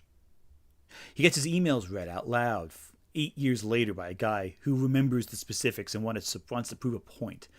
Because he apparently is so upset about this. He's upset. It's just kind of sad. Anyway, let's keep going. A few more times, and then it started to get really sour. Started to get really bad. He asked me for a few, like, what was this in 2017? He's like, hey, like, if you don't mind me asking, like, where do you get the high quality comic images? And I told him, like, oh, you just type it in Google and you get those, and then you can comment on it. He's like, oh, crap, that's amazing. Thank you. Yeah, Dash is a super cool dude. So then it starts to get a little bit, things got bad because he started to make, you know, he made some inflammatory videos about my theories, about my what ifs for Snoke and this and that, and he would make fun of some of the stuff in his like questionnaire videos and like poke at me, and I didn't take too good to that. And then he started to create a series and sell t-shirts for this new podcast he created called This Week in Clickbait, and I was like the star of every single episode. And that's actually what brought me and Jeremy, Geeks and Gamers, together, was that he essentially used Jeremy as the entryway, the icebreaker, to then talk about a bigger topic, was me. And that video, I don't know if he's taken it down or if it's still out there or not. That was when Jeremy reached out to me and we spoke. We didn't like each other. for a while. He like full on went after me out of the frickin' blue on some topics and videos that I was talking about regarding some stuff in this scenario, the Solo posters. They took out the guns and like the blasters in South America or something like that from what I remember. Again, this is 2018, or even before that, it was quite a while ago. And I was talking about that in a video. All of the blasters, and the way some of my peers covered it was downright laughable. So Disney has decided to remove the blaster from Han Solo on this latest wave of posters. So in recent events, Disney has now removed all blasters in the upcoming movie posters for Solo. In the beginning, he started talking about... Wait, that's it? That's the thing you're upset about? That's it? They just showed a clip of you saying they removed the posters, the pistols from it? That's all? That's what caused this whole big thing? This is... Oh my God. Listen. Every single person I have ever collaborated with at any point in time, I have busted their chops worse than that to their faces. Baichi Apiadero, thank you for the super chat once again. Wow, someone criticizing your bad fanfiction / takes. Sounds terrible. ... Yeah, right? This is really sad. I was expecting to be some like drama here to discuss. This is actually kind of pathetic. Like, I'm sorry. Like, listen, if you're on the internet, you're gonna get criticism. I have received worse criticism in the comments section of this video than you received there. I have had my friends criticize my stuff more than you have been criticized in the video clip you showed. Is that really the worst he says? There better be some like really terrible thing that happens next. I better be seeing some horses' heads under the sheets of your bed with the way you're referring to this big grudge of yours you're talking about, because this is the most pathetic thing I've heard in a very long time. The level of and you've sustained this anger. That's the thing I find more ridiculous. You've sustained the anger for what, since 2017? That's 7 years being angry because he made fun of your Han Solo video?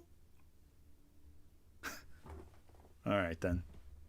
You know, like thumbnails. What are you doing for SEO and this and that and the other thing? I wouldn't be mad, but it's all about views. Fast forward to this, and now he's apologizing and blah, blah, blah, blah, blah, and so on and so forth. This is before the fan film. He says, I saw your plans for an upcoming fan film.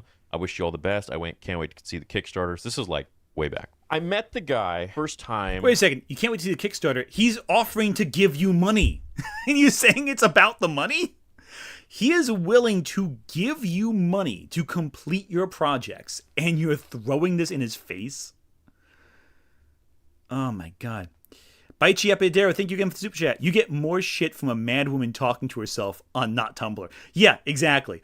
Listen, I get more negativity from Lily Orchard and her fans than Star Wars Theory got from Star Wars Explained. And even I give Lily a little more respect than Star Wars Theory is giving Star Wars Explained.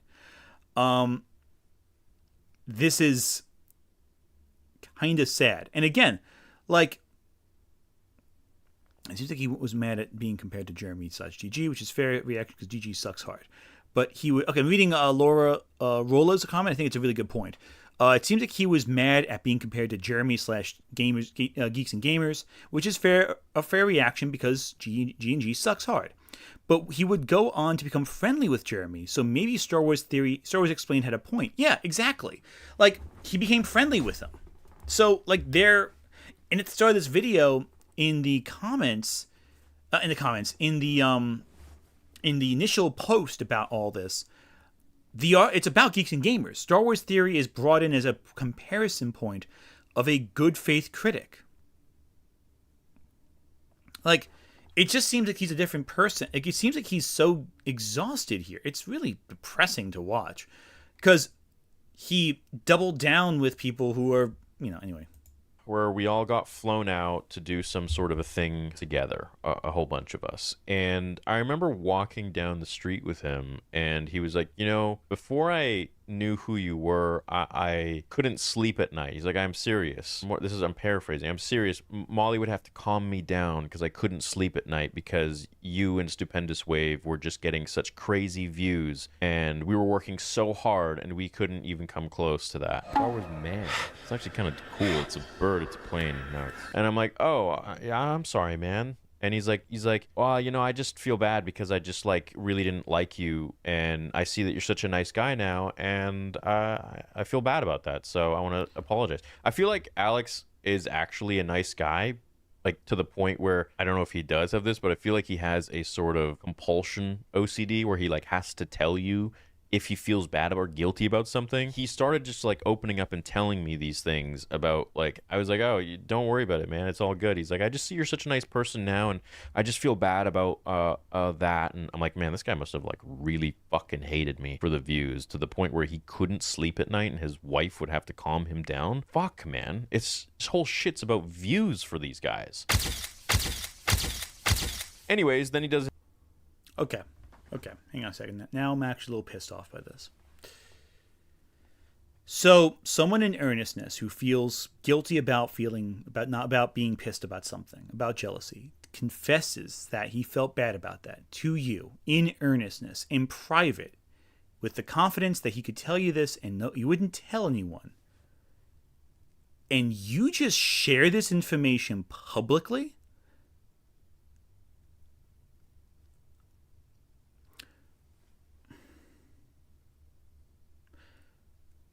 Someone approaches you, telling you that they've had a lot of stress, they're working hard, and they did all this hard work, it wasn't enough, and they do it because, you know, they're such a nice guy, feel so bad about this, they feel guilty about it. You admit that they're a nice person, and you mock them for the things that stress them out to your audience of millions. And you slip this in after already priming them up to be angry at this guy for 13 minutes.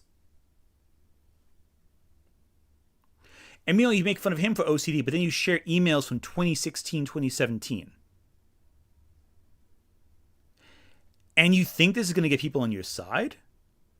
It's only going to win. The only people who will find this, who are on your side, are people who are already on your side to begin with.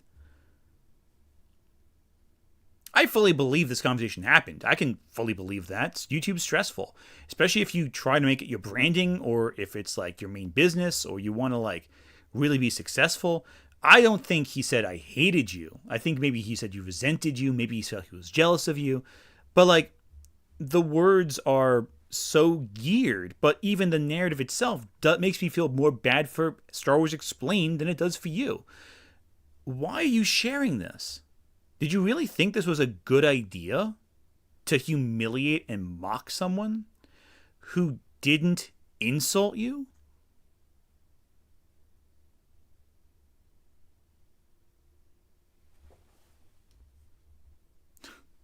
Nick Wolf, thank you for the super chat. Star Wars Explained sounds like a real chat. I too have opened up to people in good faith, trusting their character, only to be turned on like I didn't matter. Yeah, 100%. Like it takes a lot of confidence to come forward about things that you feel guilty about to someone. It takes a lot of confidence and a lot of bravery to share your pain with someone. You know, it takes a lot of strength of character, integrity of character. I have so much more respect for someone who says, "Yeah, you know, I thought you were a dick, but now I know you're not. Not like that's like." This is some of the most petty bullshit I've ever heard. This is ridiculous. This is genuinely ridiculous. Yeah, I believe it's real. I can see someone doing that if they are. I mean, listen, either it's fake and he's making it up, or it's real and he's sharing something someone shared with him in private publicly. Both options are terrible. That's the thing. Either he's lying, or he is exploiting the trust that was instilled in him. Both options are terrible.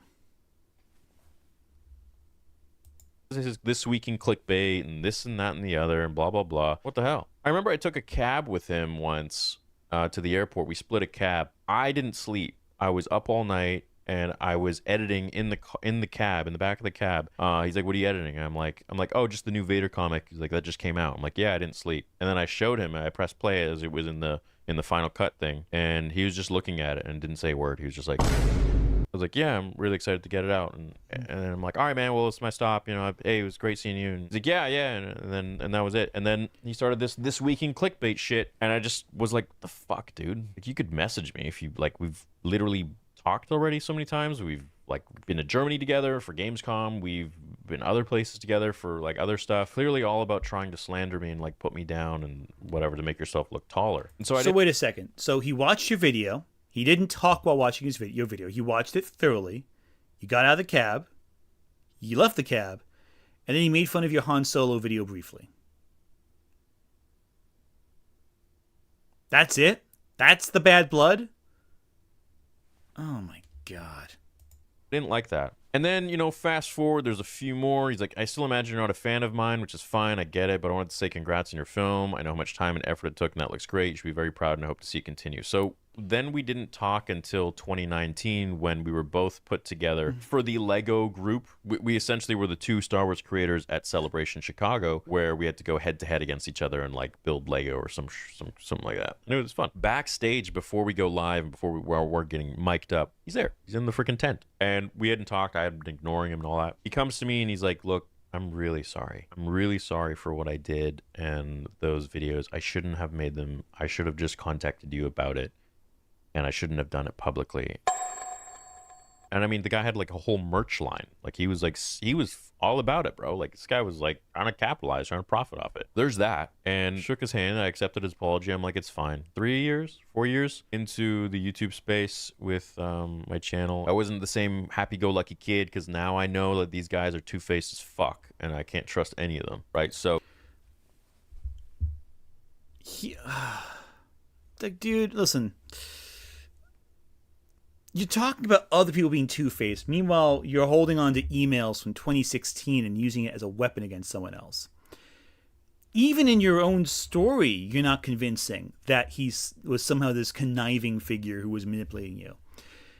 He apologized. He felt guilty. And you apologize for it, but then you immediately turn around and like... The whole thing just strikes me. I feel bad for Star Wars Explained with this whole thing. Oh, Hello Greedo, that was another one. That was another guy who was in with him, and he would talk so much shit about me. Then I met him at one of the functions. The first thing he says to me, we were all in like a little huddle together, all in a group. Alex is like, "Yeah, this is Star Wars Theory," and I'm like, "Oh, hey man, how's it going?" And I knew the shit he said. I knew the shit he talked about me in videos and all that stuff. And he'd be like, "Very big, very big." Is that all you guys care about? YouTubers, if they have a big following and they get a lot of views, they can make a lot of money. I'm not saying I'm on Mr. Beast level or PewDiePie or even anyone like that huge, but I definitely do well for myself, well enough that I can now create. I love how like Hello Greedo like says shit about him. He's like, "Oh, you have a big channel," and then nothing else. Love it. That is the Chad behavior I'm looking for. Like, yeah, what else are you gonna say to the guy? You don't like him. Like, it's not two-faced. He's just telling you, hey, you know, big channel. And then nothing else. I love that. That's great.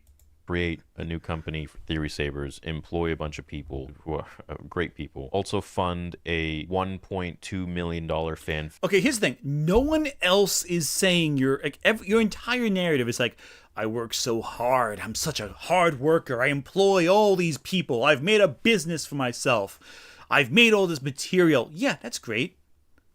But you're still upset about emails from 2016. You know? You're still angry about that. So for all your strength that you want to show us, you come across as very insecure. Heck, I'm sure if you watch this and you respond to it, you'll make me sound like, "Oh, it's such a jealous little channel." The point of the matter is that any criticism you've received so far, or any criticism that you could vaguely associate with yourself, you're reacting to. That strikes of insecurity because it illustrates that you feel like that hurts you in some way. You have to stand up to defend yourself. But really, all you could do is just shut up, and keep making content people enjoy. That's all you need to do. But you're choosing to get angry at old emails that make Star Wars Explained sound like he's just a chill guy who's struggling with insecurities himself, but still working hard nonetheless. You're acting like all these other YouTubers would like to be as big as you, which they are. Yeah, you have 3 million subs. Who wouldn't want that? That's a lot of work that goes into it. No one's denying you didn't work hard. The problem is, the whole thing is just a pity parade. Film all by myself. We aren't even halfway through this video, by the way. The video's only halfway through. Anyway. And I couldn't be here without my audience. I couldn't be here without people believing in me. I just got a bill today for about $20,000 for Vader for this month. I'm one person, man. That's a lot. And it seems like these people, all they give a shit about is money.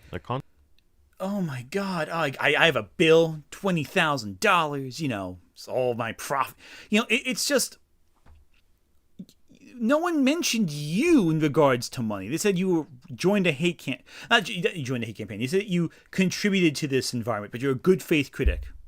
They compliment you and say that you're joining a certain movement because it's monetarily a good idea. And you say all they care about is money while talking nonstop about the money. The average person watching this might have forgotten this is all about specific people targeting people with racist slurs. It's ridiculous. Constantly talking about money. This is a multi-million-dollar project. This and that and the other thing. And YouTubers have joined the attacks on Mandalay, including Star Wars Theory, because it's so profitable. Everything is always about money, and it's I like hate how people who nothing make money, he's they saying don't means really care that much about money. None of It's this so much fucking bigger than that. It's about, what can I do with this money? I want to take this and I want to make a cool movie, or I want to make a cool product, or I want to build a team or a business or something like that. I make money not because I pander to any sort of thing that is lucrative. I make money because now at this point, what I have to say obviously resonates with people, and they want to know what I have to say about it.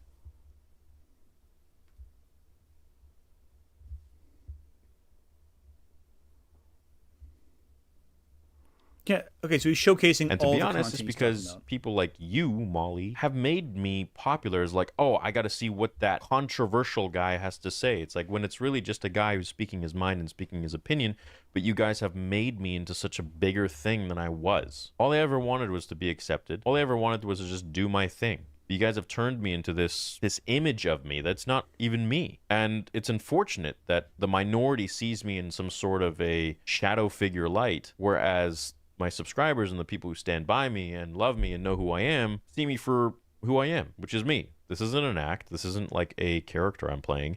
This is just me. Just like people don't like me and people do like me, people don't like the Acolyte and people like the... Okay.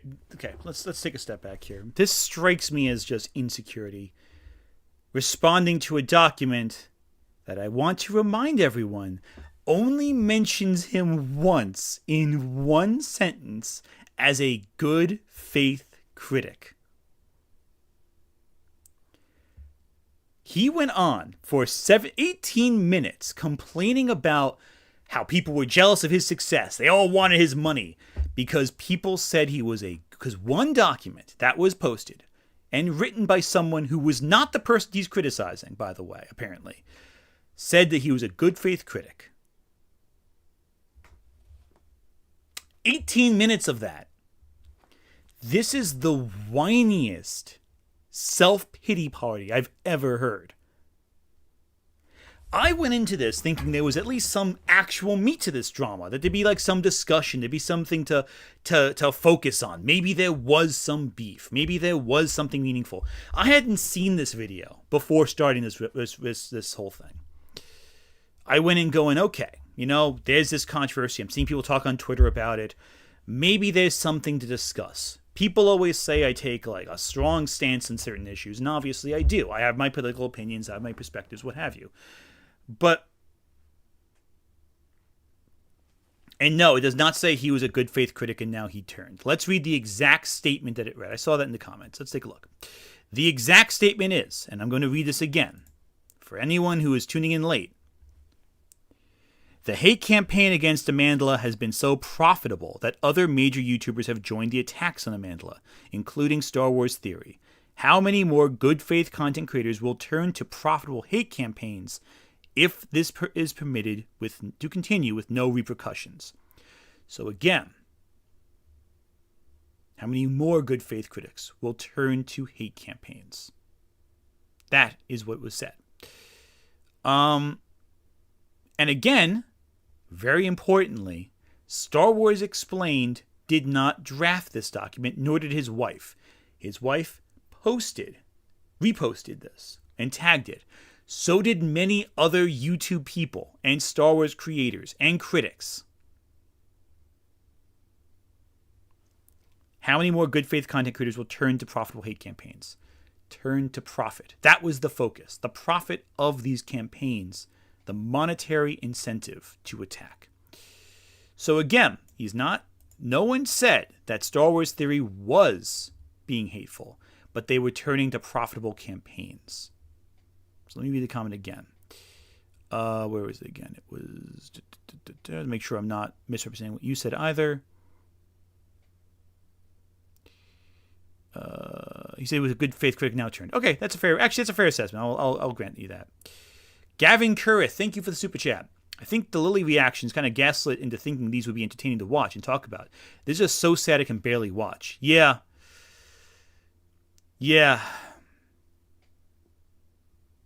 That's the thing. Lily is at least interestingly bad. This is just really sad. I was hoping to be a discussion. I was hoping to be something interesting. I thought there'd be something worth discussing here, but this is just whining. Like, it's just complaining.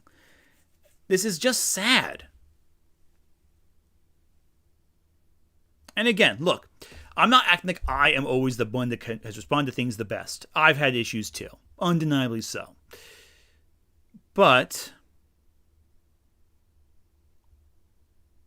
I don't come up with emails from 7 or 8 years ago to showcase in any situation. I remember what emails I got 7 or 8 years ago. Are you kidding? No way. And yeah, he probably just searched Star Wars Explains name into the search bar of his thing, but it's such a dramatic nonsense. Yeah, at least with Lily, you can discuss things. You know, there's something you can actually engage with. This is the kind of boring, bland, unflavorful meat that there's nothing really here to discuss. It's just kind of sad. And he made like multiple videos complaining about this. Okay, let's just keep going, but this is kind of painful. I don't know if I can go much further than this. And I do want to contrast this with Star Wars Explain's response to all this eventually, but this is kind of pathetic.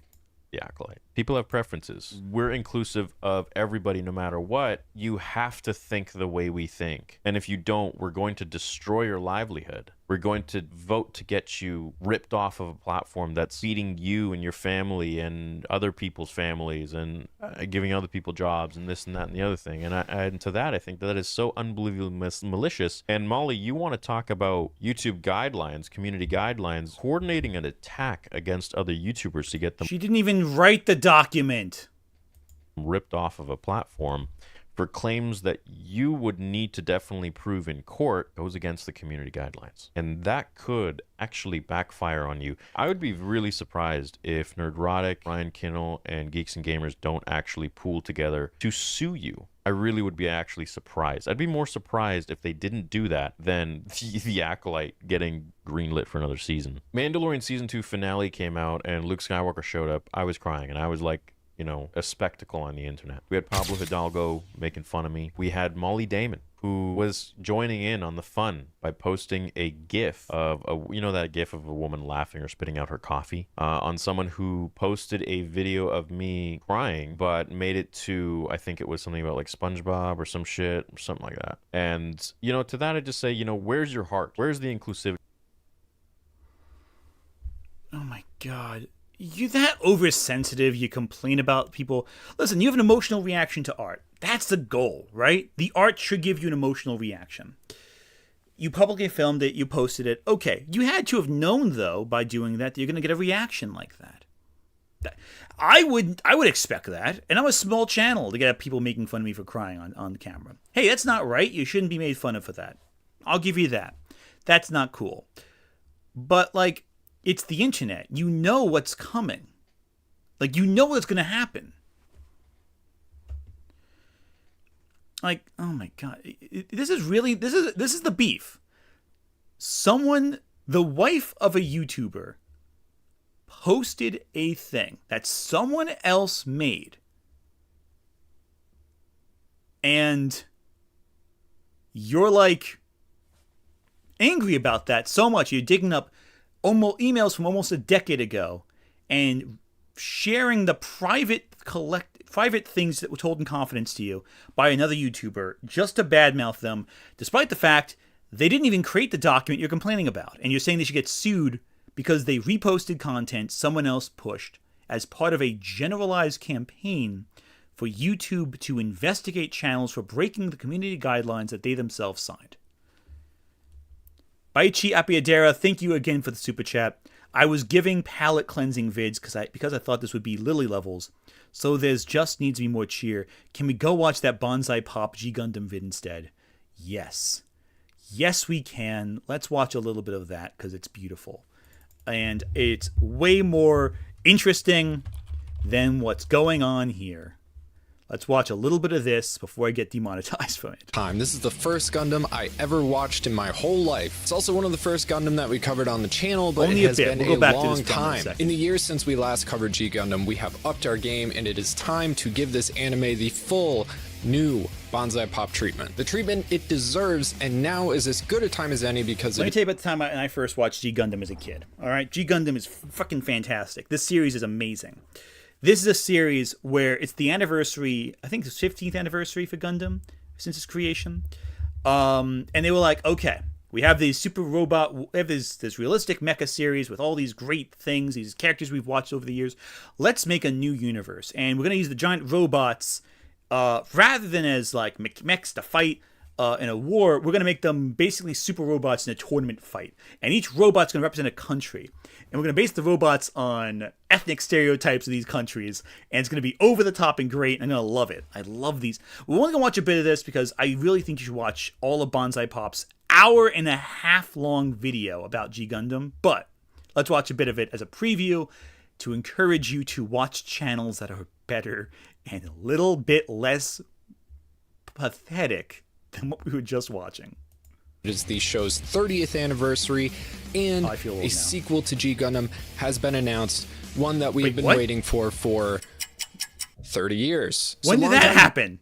Wait, there's a sequel to G Gundam coming out? Holy shit, that's so cool. I had no idea. That's so cool. I love that. Oh my god, yes. Viewers know that Gundam has been a big part of the journey on this channel. When we started, I was an anime aficionado. I was not a Gundam aficionado. However, over these past couple years, I have fully transformed into one of you Gundam nerds, and for all of those people who have gone along on the journey with me, thank you for keeping it all anime all the time. And thanks to all of that, and thanks to all of you, I can now go back. I just love this right here. You have like Pooh from, is it Pooh the character from Yu Yu Hakusho that's like the egg that hatches? Oh, I love that. It's so cool. I love the little Yu Yu Hakusho figures over here. It's so cool. Yu Yu Hakusho over there. There's a lot of Yu Yu Hakusho on the wall. Anyway, I do know we're here for Star Wars, but I needed a little bit of joy in my life. I'm sorry. This hurt me too much to deal with otherwise. Okay, let's finish this drama. I'll wrap up the stream. I know I want to... I've been streaming out for about 2 hours. It's about usually when I start to like wind it down. So let's watch Star Wars Explained. Now, Star Wars Explained, and by the way, watch this whole video. It is worth your time as a palate cleanser. Watch this instead of the debates. Don't watch the presidential debates. Watch this instead. Whatever. You know what I'm trying to say. This cameras, man, they're weird. It's always hard to coordinate that. Anyway, Star Wars Explained did respond to the controversy. I know the time code of the video too because someone tweeted it out. Doing that on a Thursday night ruined me. Nerds! Yeah. You and me are nerds! Let's party together! Mean guy, which one? See, that's cool. That's the kind of thing you want to do. Now, mind you, Star Wars Explained has 812 subscribers, which is nothing to scratch at. That's a lot of subs. He's hanging out with Danny Trejo over here. That's Danny Trejo, right? You cried at Mos Eisley when they played "I'm Just a Kid" and the little like stuffed Grogu was passed around to crowd surf. I did. So let's see the reaction here.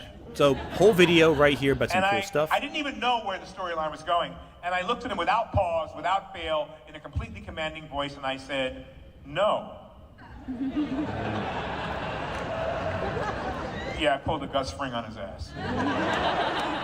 So he then paused for a moment, and he absolutely hold that $2 million baby. You'd run away with it. So right here we have Star Wars Explained hanging out with his wife, gushing about Dragon Con, showcasing some footage they got, and talking about how fun it was. This is the same time when, around the same time when Star Wars Theory is having his meltdown, I believe. So I think it's around this point in time. I want to say competition itself. I believe that is a little bit more laid back.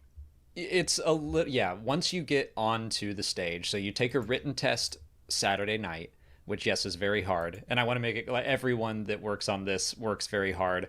Daniel writes the test every year and then hosts it. And the past 2 years, he has been in Australia at school. It's around here, I believe. No, like I see all these people once a year, and but Logan, congratulations. He's been competing for a long time. This was Logan's year. Yeah, and I'm really glad that because you can't win every year. I don't want to win every year, and everyone acts like I'm unbeatable. I'm like, not in Dragon Con trivia. I've been doing this for. Yeah. This was can now brag that he beat me. This was his first, and then. To me, I guess you could say the most prestigious part of it is the test because, you know, Daniel... so again, a test, whatever. Where's the drama? And at that point, I was like, I need to win. I love this too much. This is too wholesome. Yeah. I kind of love the vibe they have going here. Like, they have a nice... I don't watch enough Star Wars Theory. Star Wars Explained, I should say. Like, there's a certain vibe that Star Wars Explained has that's, like, so charming and endearing. Like, this is the kind of thing I like to watch more. People having fun, people enjoying their fandom, people enjoying what they're doing. And like, there's a warmth, even the color palette is different. Like, look, the colors are brighter. You have all this merchandise that's highlighted. And yes, Red Letter Media has made fun of his stuff too, with a lot of their content, where they make fun of like the sets with all the figurines in the background. Like, it's just, but like, he's not complaining about it. Like, he accepts it as part of the job and moves on. Yes, he probably has mental health issues behind the scenes, especially starting off, but like, clearly he's in a better place. It's just a fun time. I was cheering from the audience dressed as a bottle of Cerveza Crystal. Yeah, I was in the competition dressed as a bottle of Cerveza Crystal. Wish here, I had one while I kept missing questions. Yeah. I stole Sean's beer and took a big old swig of it. I asked for his permission first. But I think that's everything that we have to say about Dragon Con 2024. Most of it, when we weren't doing Star Wars things, was just partying with our friends and having the best time. I've got an interview with Charles Soule that came out yesterday. He was there for his first con, and I think had a lot of fun. Said he had fun. And I've also got an interview with Timothy Zahn on the way. Oh, that sounds cool. And actually. then we took a bunch of video clips of just random Star Wars cosplayers, and so I'll have a video out sometime maybe next week of all the cool Star Wars cosplays that we saw. So a little more Dragon Con coverage to come, but now it's time to prepare for next year. Yeah. Only 51 weeks left. I have some good ideas, none of which are really Star Wars related, but I have some good ideas for next year. We do have some good ideas for panels. Yeah. That I think fit well in the Dragon Con vibe of like just having this video with 2 questions about Star Wars Outlaws. So our first one is from Andrew Kylo Ren, who asks, when exactly in the Star Wars timeline does Outlaws take place? I finished the story on Tuesday. That was basically I'm home from Dragon Con and I'm just going to melt in the couch and sit here and finish. That was my project. And I think I can pretty firmly say that it takes place during the Crimson Reign comics. That's my best kind of indicator of where it might be. It's after War of the Bounty Hunters for sure. Confusion is, when did Kira have time to dawn and they stop fighting? My very own game, maybe today.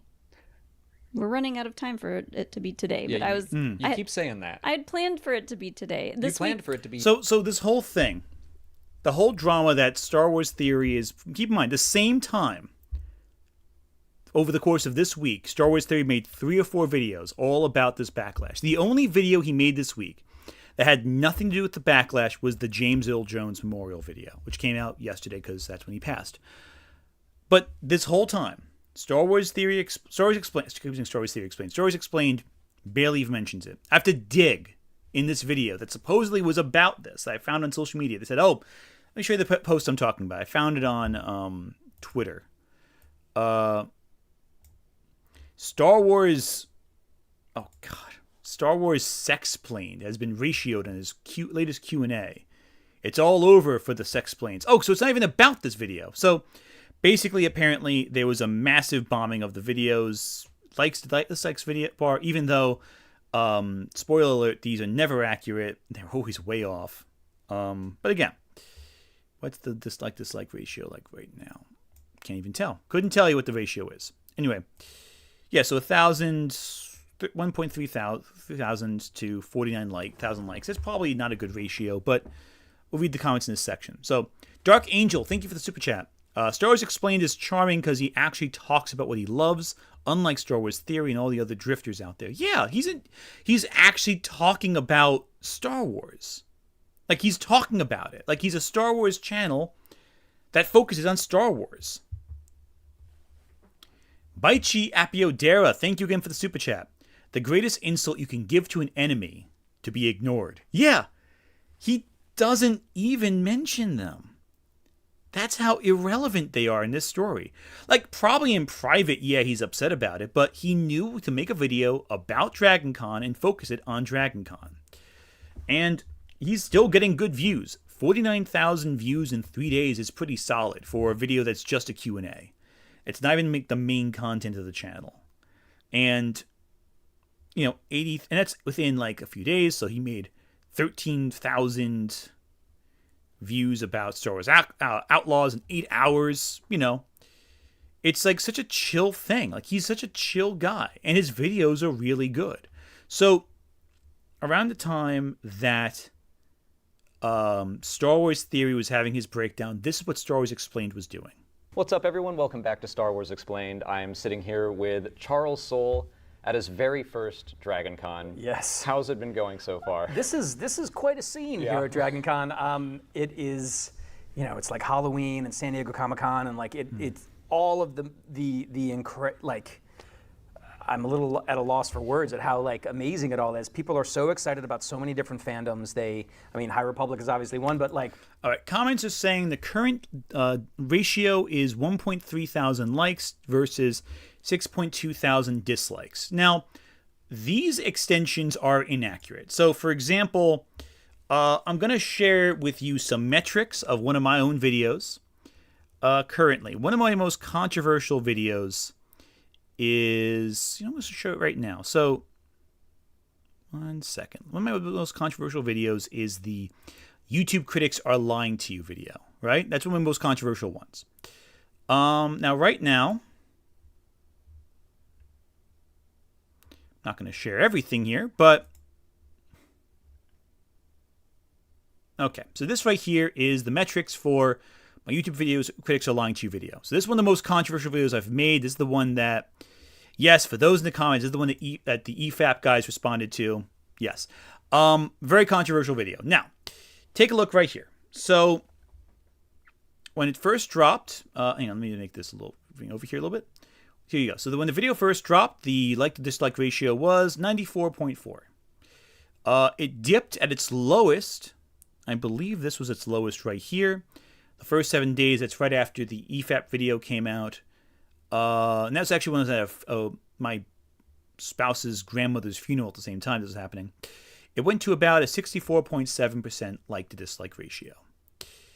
Currently, it sits, as you can see right here, but just so you can see, it actually went up over time.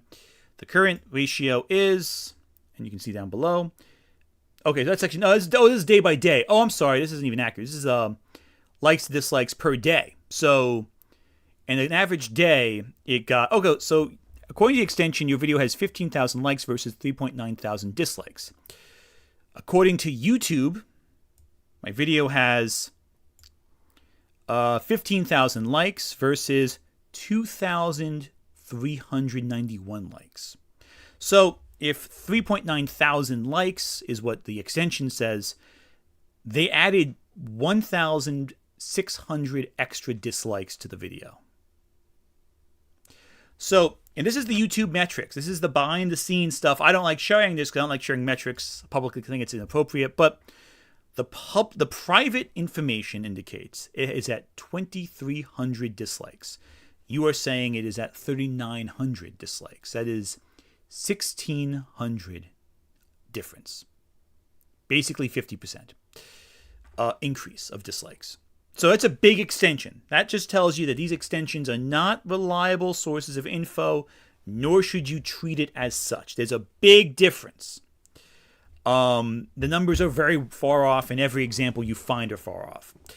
The way that ratio works is, let me adjust this again so you can have a better view of the screen. The way the ratio on those extensions works is this is actually really interesting. It's a little insight on how this mechanic works. It takes the number of views and the number of likes and creates an algorithm based on the average, not median, but average number of likes and dislikes in a video normally. So the extensions do not actually open up a secret passageway to the information. It's not hidden on the page. They take an algorithm and guesstimate what it is based purely on the average amount of likes and dislikes. I say average, not median, of course, because the extremes push the average further a little bit. So those extensions will always illustrate more dislikes than likes unless individual YouTubers who use that component permit the app to access their YouTube metrics. I do not. That is why there will always be more dislikes on my videos based on that app because, simply put, it's not actually reflective of the reality. My average like dislike ratio is about 92-93%. You better be careful of Star Wars Theory and the rest of them will sue you. Sue me for what? Saying they're whiny? I never said they should be demonetized. I'm just saying I like this channel more than theirs. What are they going to do? Sue me for liking someone more than the other one? I'd like to them try that. Basically speaking, if they can have the opinion that Star Wars is awful and they want to be miserable all the time, that's their problem. I don't have to be miserable. I don't care what they think. Quite frankly, they could be angry about it. They probably, half of them blocked me on Twitter anyway. So they know I exist and want me off of their accounts. So I don't care what they think. They can hate me for all they want. I'm not watching their crap. So here's the thing. What have we learned from all this? We've learned that, we learned that G Gundam is coming out with a new series. That's the best news of the night. That's the real highlight for me, actually. But again, let's go back to Star Wars Theory for a second here. Over the course, we know that Star Wars Theory has vastly more views on average than Star Wars Explained. Vastly more. We know that based purely on the level of views it's getting and the negative comments that it's receiving, both on YouTube and on Twitter, that it's being brigaded by, it's a web novel. Oh, okay, that's disappointing. I'm still cool with a web novel. I like reading books, so I'm okay with that. But that makes you think of like Evangelion Anima, which, like, Anima is all right. I actually like the audiobook for Anima because Tiffany Grant reads it, and if you know the ADV dub, you know who Tiffany Grant voiced, and you know who my favorite character in Evangelion is, I'm biased. I think it's really cool. But I digress. That's disappointing, though. I wish it was a series. That'd be kind of cool. Okay, I misinterpreted that. That's my apologies for misspreading information, but still, web novel's pretty good. Okay. So they think that a ratio online is going to cause issues, but really all it's doing is pushing the video forward.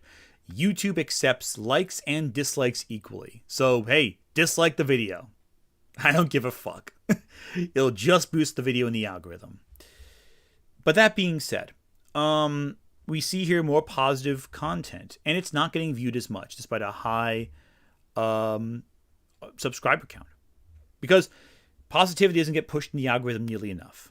It's disappointing, but that's a reality of the YouTube. Baichi Apiodera, thank you for the super chat. Highly recommend Star Wars Explains timeline videos and his Star Wars Visions analysis vids.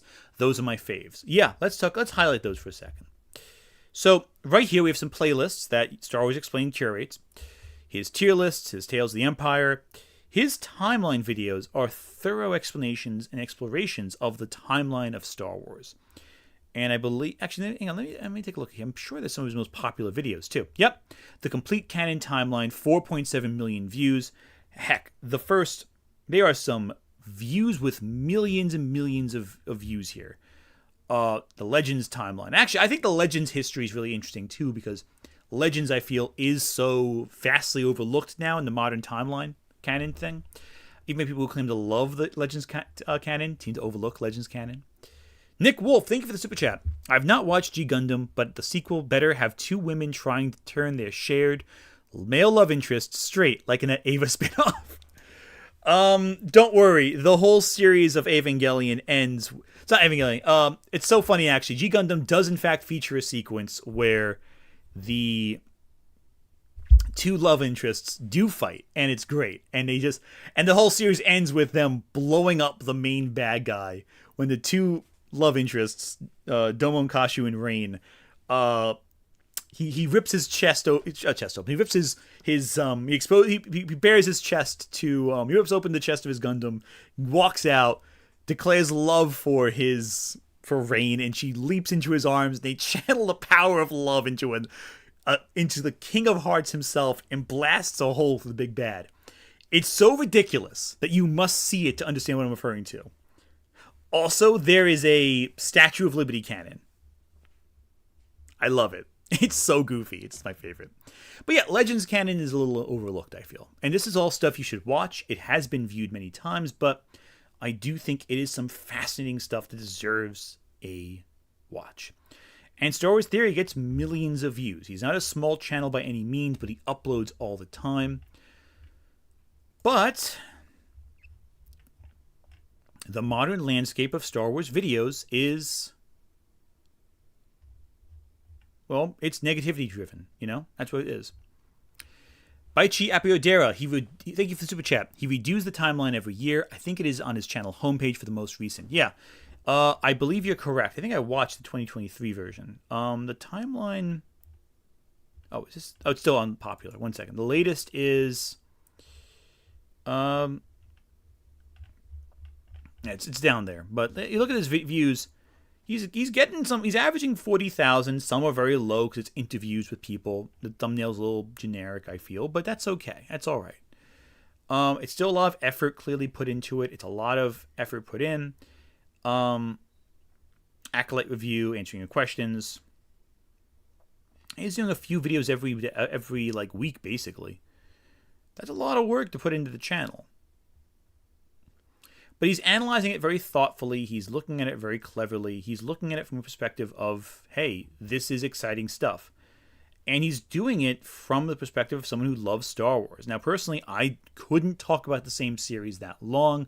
It would drive me nuts. I couldn't do what he's doing. Okay, so canon timeline. The most recent update was 4 months ago. Hey, a lot of views. That's a big one.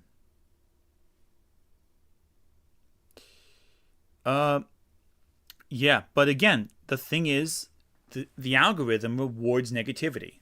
This is why some of my videos criticizing, say, Lily Orchard got viewed so much, because the algorithm rewards negativity. My most recent video on villains didn't get a ton of views, but I like it. I'm proud of it, because it's a video about something I'm passionate about and something I care about. This week's video will be more negative. I guarantee that negative video will get more views than the more positive videos from the last couple of weeks. That's just the way the algorithm works. I don't mind throwing a bone to that because some things I'm not positive about, I can be angry at things. I can think things are bad ethically. but I always want to be interesting. I feel like the stuff that Star Wars Theory is saying is negative in a way that's boring. My biggest issue with Star Wars Theory right now isn't that what he's saying is necessarily unethical. It's that it's so boring. It's so dull. None of this is bad in a way that's interesting. I can't even tell the difference between these 3 videos. Like, they all look the same to me. None of this stands out. Yet they get thousands and thousands of views. Well, actually, look at it this way. 6 months ago, his views were just the same as Star Wars Explained. Like, they were all the same, basically. Like, they were all the same kind of views. Oh, and here he's talking about being misogynist, complaining about that. You know, he's complaining about things that he's being insulted about. Star Wars Theory psychologist destroys new Star Wars director. They want to be a victim. Again, the same concepts, same things, just the same rhetoric every time. Complaining about Leslie Headland, when was this? 8 months ago? Like, it's so predictable and boring. It's so dull every time. It's the same thing. It's the same regurgitated argument. The same bland thumbnails. The same, wow, it feels effortless. And yeah, I'm sure he works hard. He has a whole business of lightsaber selling. That's great. Whatever. But it's so boring.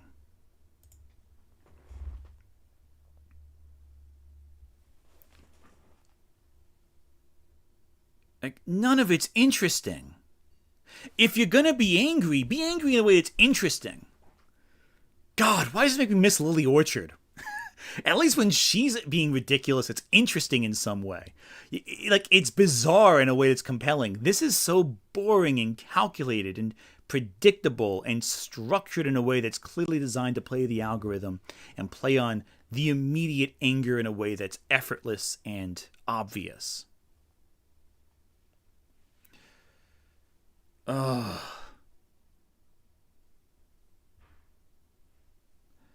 Yeah, this is dull. This is so dull. And I really regret choosing to do a stream on this topic because it is so bland and not interesting whatsoever. None of this matters.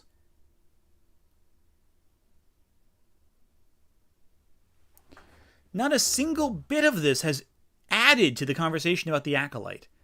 At no point did anything of any value occur. And what's a shame is Star Wars Theory, you know, he obviously is successful. He's making money. He has a business. That's great. He has a business selling the most predictable nonsense possible. He's selling lightsabers, and no one else in the world's doing it all. He has 3.34 million subscribers. He gets millions of views a week. That's great. Congratulations. Let's give him a hand. This is just so bland and so dull and so useless. It doesn't actually benefit any of society or any of discussion of the arts. And the only reason I came to this platform was to discuss the arts, to discuss media as a conversation, as an engagement factor, to show the depth and dimensions and concepts inherent in media. And all of this is so boring to me because none of this actually matters. This petty complaints about ego don't matter. None of it matters.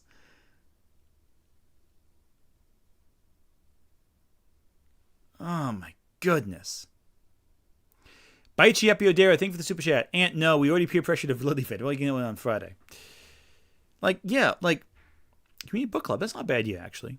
Ant to Star Wars Theory. I award you no points and may God have mercy on your soul. Yeah, like, it's just, it's so boring. Like, it's not interesting to me. Like, I was hoping to mine something of interest here, to discuss something, to get some kernel of information that was appeal to me. But this was the most boring, fruitless thing I've ever done in my life.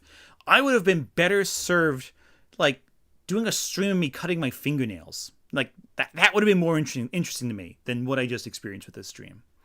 outside of learning that G Gundam has a new web novel coming out. That's it. Larry Banks, no, Anthony, I think you making a stream on it shows how Theory is that petty of a person and how low he can go to dunk on people who mildly criticize him. Yeah, that's the thing. You're right. He's so insecure he's so successful. Why does he care what a couple Twitter people say? Why does he care if someone's criticizing Geeks and Gamers, a channel that is less successful than him? It's just so exhausting. Okay, what's going on between catching up late? Well, we're going to probably end the stream soon, but to summarize, Star Wars Explained Star Wars Explained's wife reposted a document, another person said, calling out Geeks and Gamers, Ryan Kinnell, and Nerdrotic. And Star Wars Theory reacted to it because it briefly mentioned him as a good faith critic who turned to making hate content. And he spent 40 minutes, basically, 37 minutes, complaining about it, sharing personal emails Star Wars Explained shared with him, shared personal anecdotes about Star Wars Explained to discredit him to his platform of millions, because Star Wars Explained's wife reposted content someone else made. That is the entire source of the drama. This is the most pathetic thing I've ever seen a grown man get angry about. This is so sad and so pathetic that I made an entire stream hoping that I'd find some kernel of actual merit to anything that happened, and I came away somehow disappointed.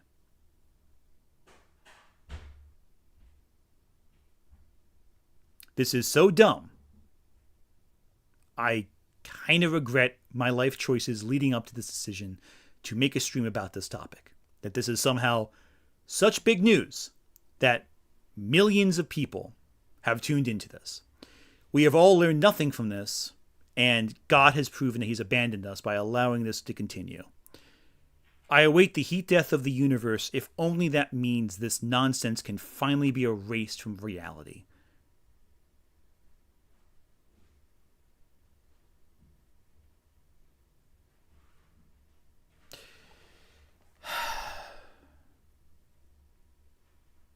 Friday, we're going to be talking about Lily Orchard again. In a video that is currently 2.5 hours long and way more interesting than this. And next stream, hopefully, will be a better topic that brings someone actual joy. However, stay tuned because I'm going to raid a stream right now. Yes, your YouTube has installed a thing kind of like rating, and I have selected a stream worthy of being rated. One that will bring you actual joy and meaning in your life. I will not tell you what it is. You're going to have to find out what it is when we get there. All right? So, let's just knock all this off. I thank you all for sticking around, even for this, for going slightly mad with me. Are you reacting to a 2-hour Lily video, or did you make a 2-hour Lily video? Oh, I made it. This is not a reaction to a video Lily has made, at least not one video. It is a video entirely about Lily. It's kind of a reaction, but you'll see when we get there. But I am also releasing a second video this week as well. A video of a different nature that is pure positivity, pure joy being brought to the world. It will probably do terrible on YouTube because YouTube rewards negativity. The Lily video will probably do great, and this video will probably be in its shadow. But as a gift to everyone, I'm coming out with 2 videos this week, and hope it'll be pretty good. Live commentary on my villains video. I've never done live commentary on my own videos before. It almost feels like egotistical of me to comment on my own videos, but hey, if you guys want it, I'll do it. Hell, listen. I have never encountered a video this boring before. And hey, any little thing to bring joy to the world, I'll do. So, once again, thank you once again for joining. Deeply appreciate it. If you came in as a Star Wars Theory fan and you watched to this point, then hey, thank you for watching anyway. Leave your negative comment below and your dislike of the video. It only feeds the algorithm further. But hey, I don't give a fuck. What do you care about? Anyway, and if you like my content, hey, subscribe. I have tons of videos. Watch my villains video, actually. Please. It's not doing too well, so I could use the views. So, thank you everyone for watching. Let's start rating something. And by the way, I want you to keep in mind, this is the kind of thing that may bring you some joy in life. Or it might not. Who knows? We'll find out. Let's just dive in together.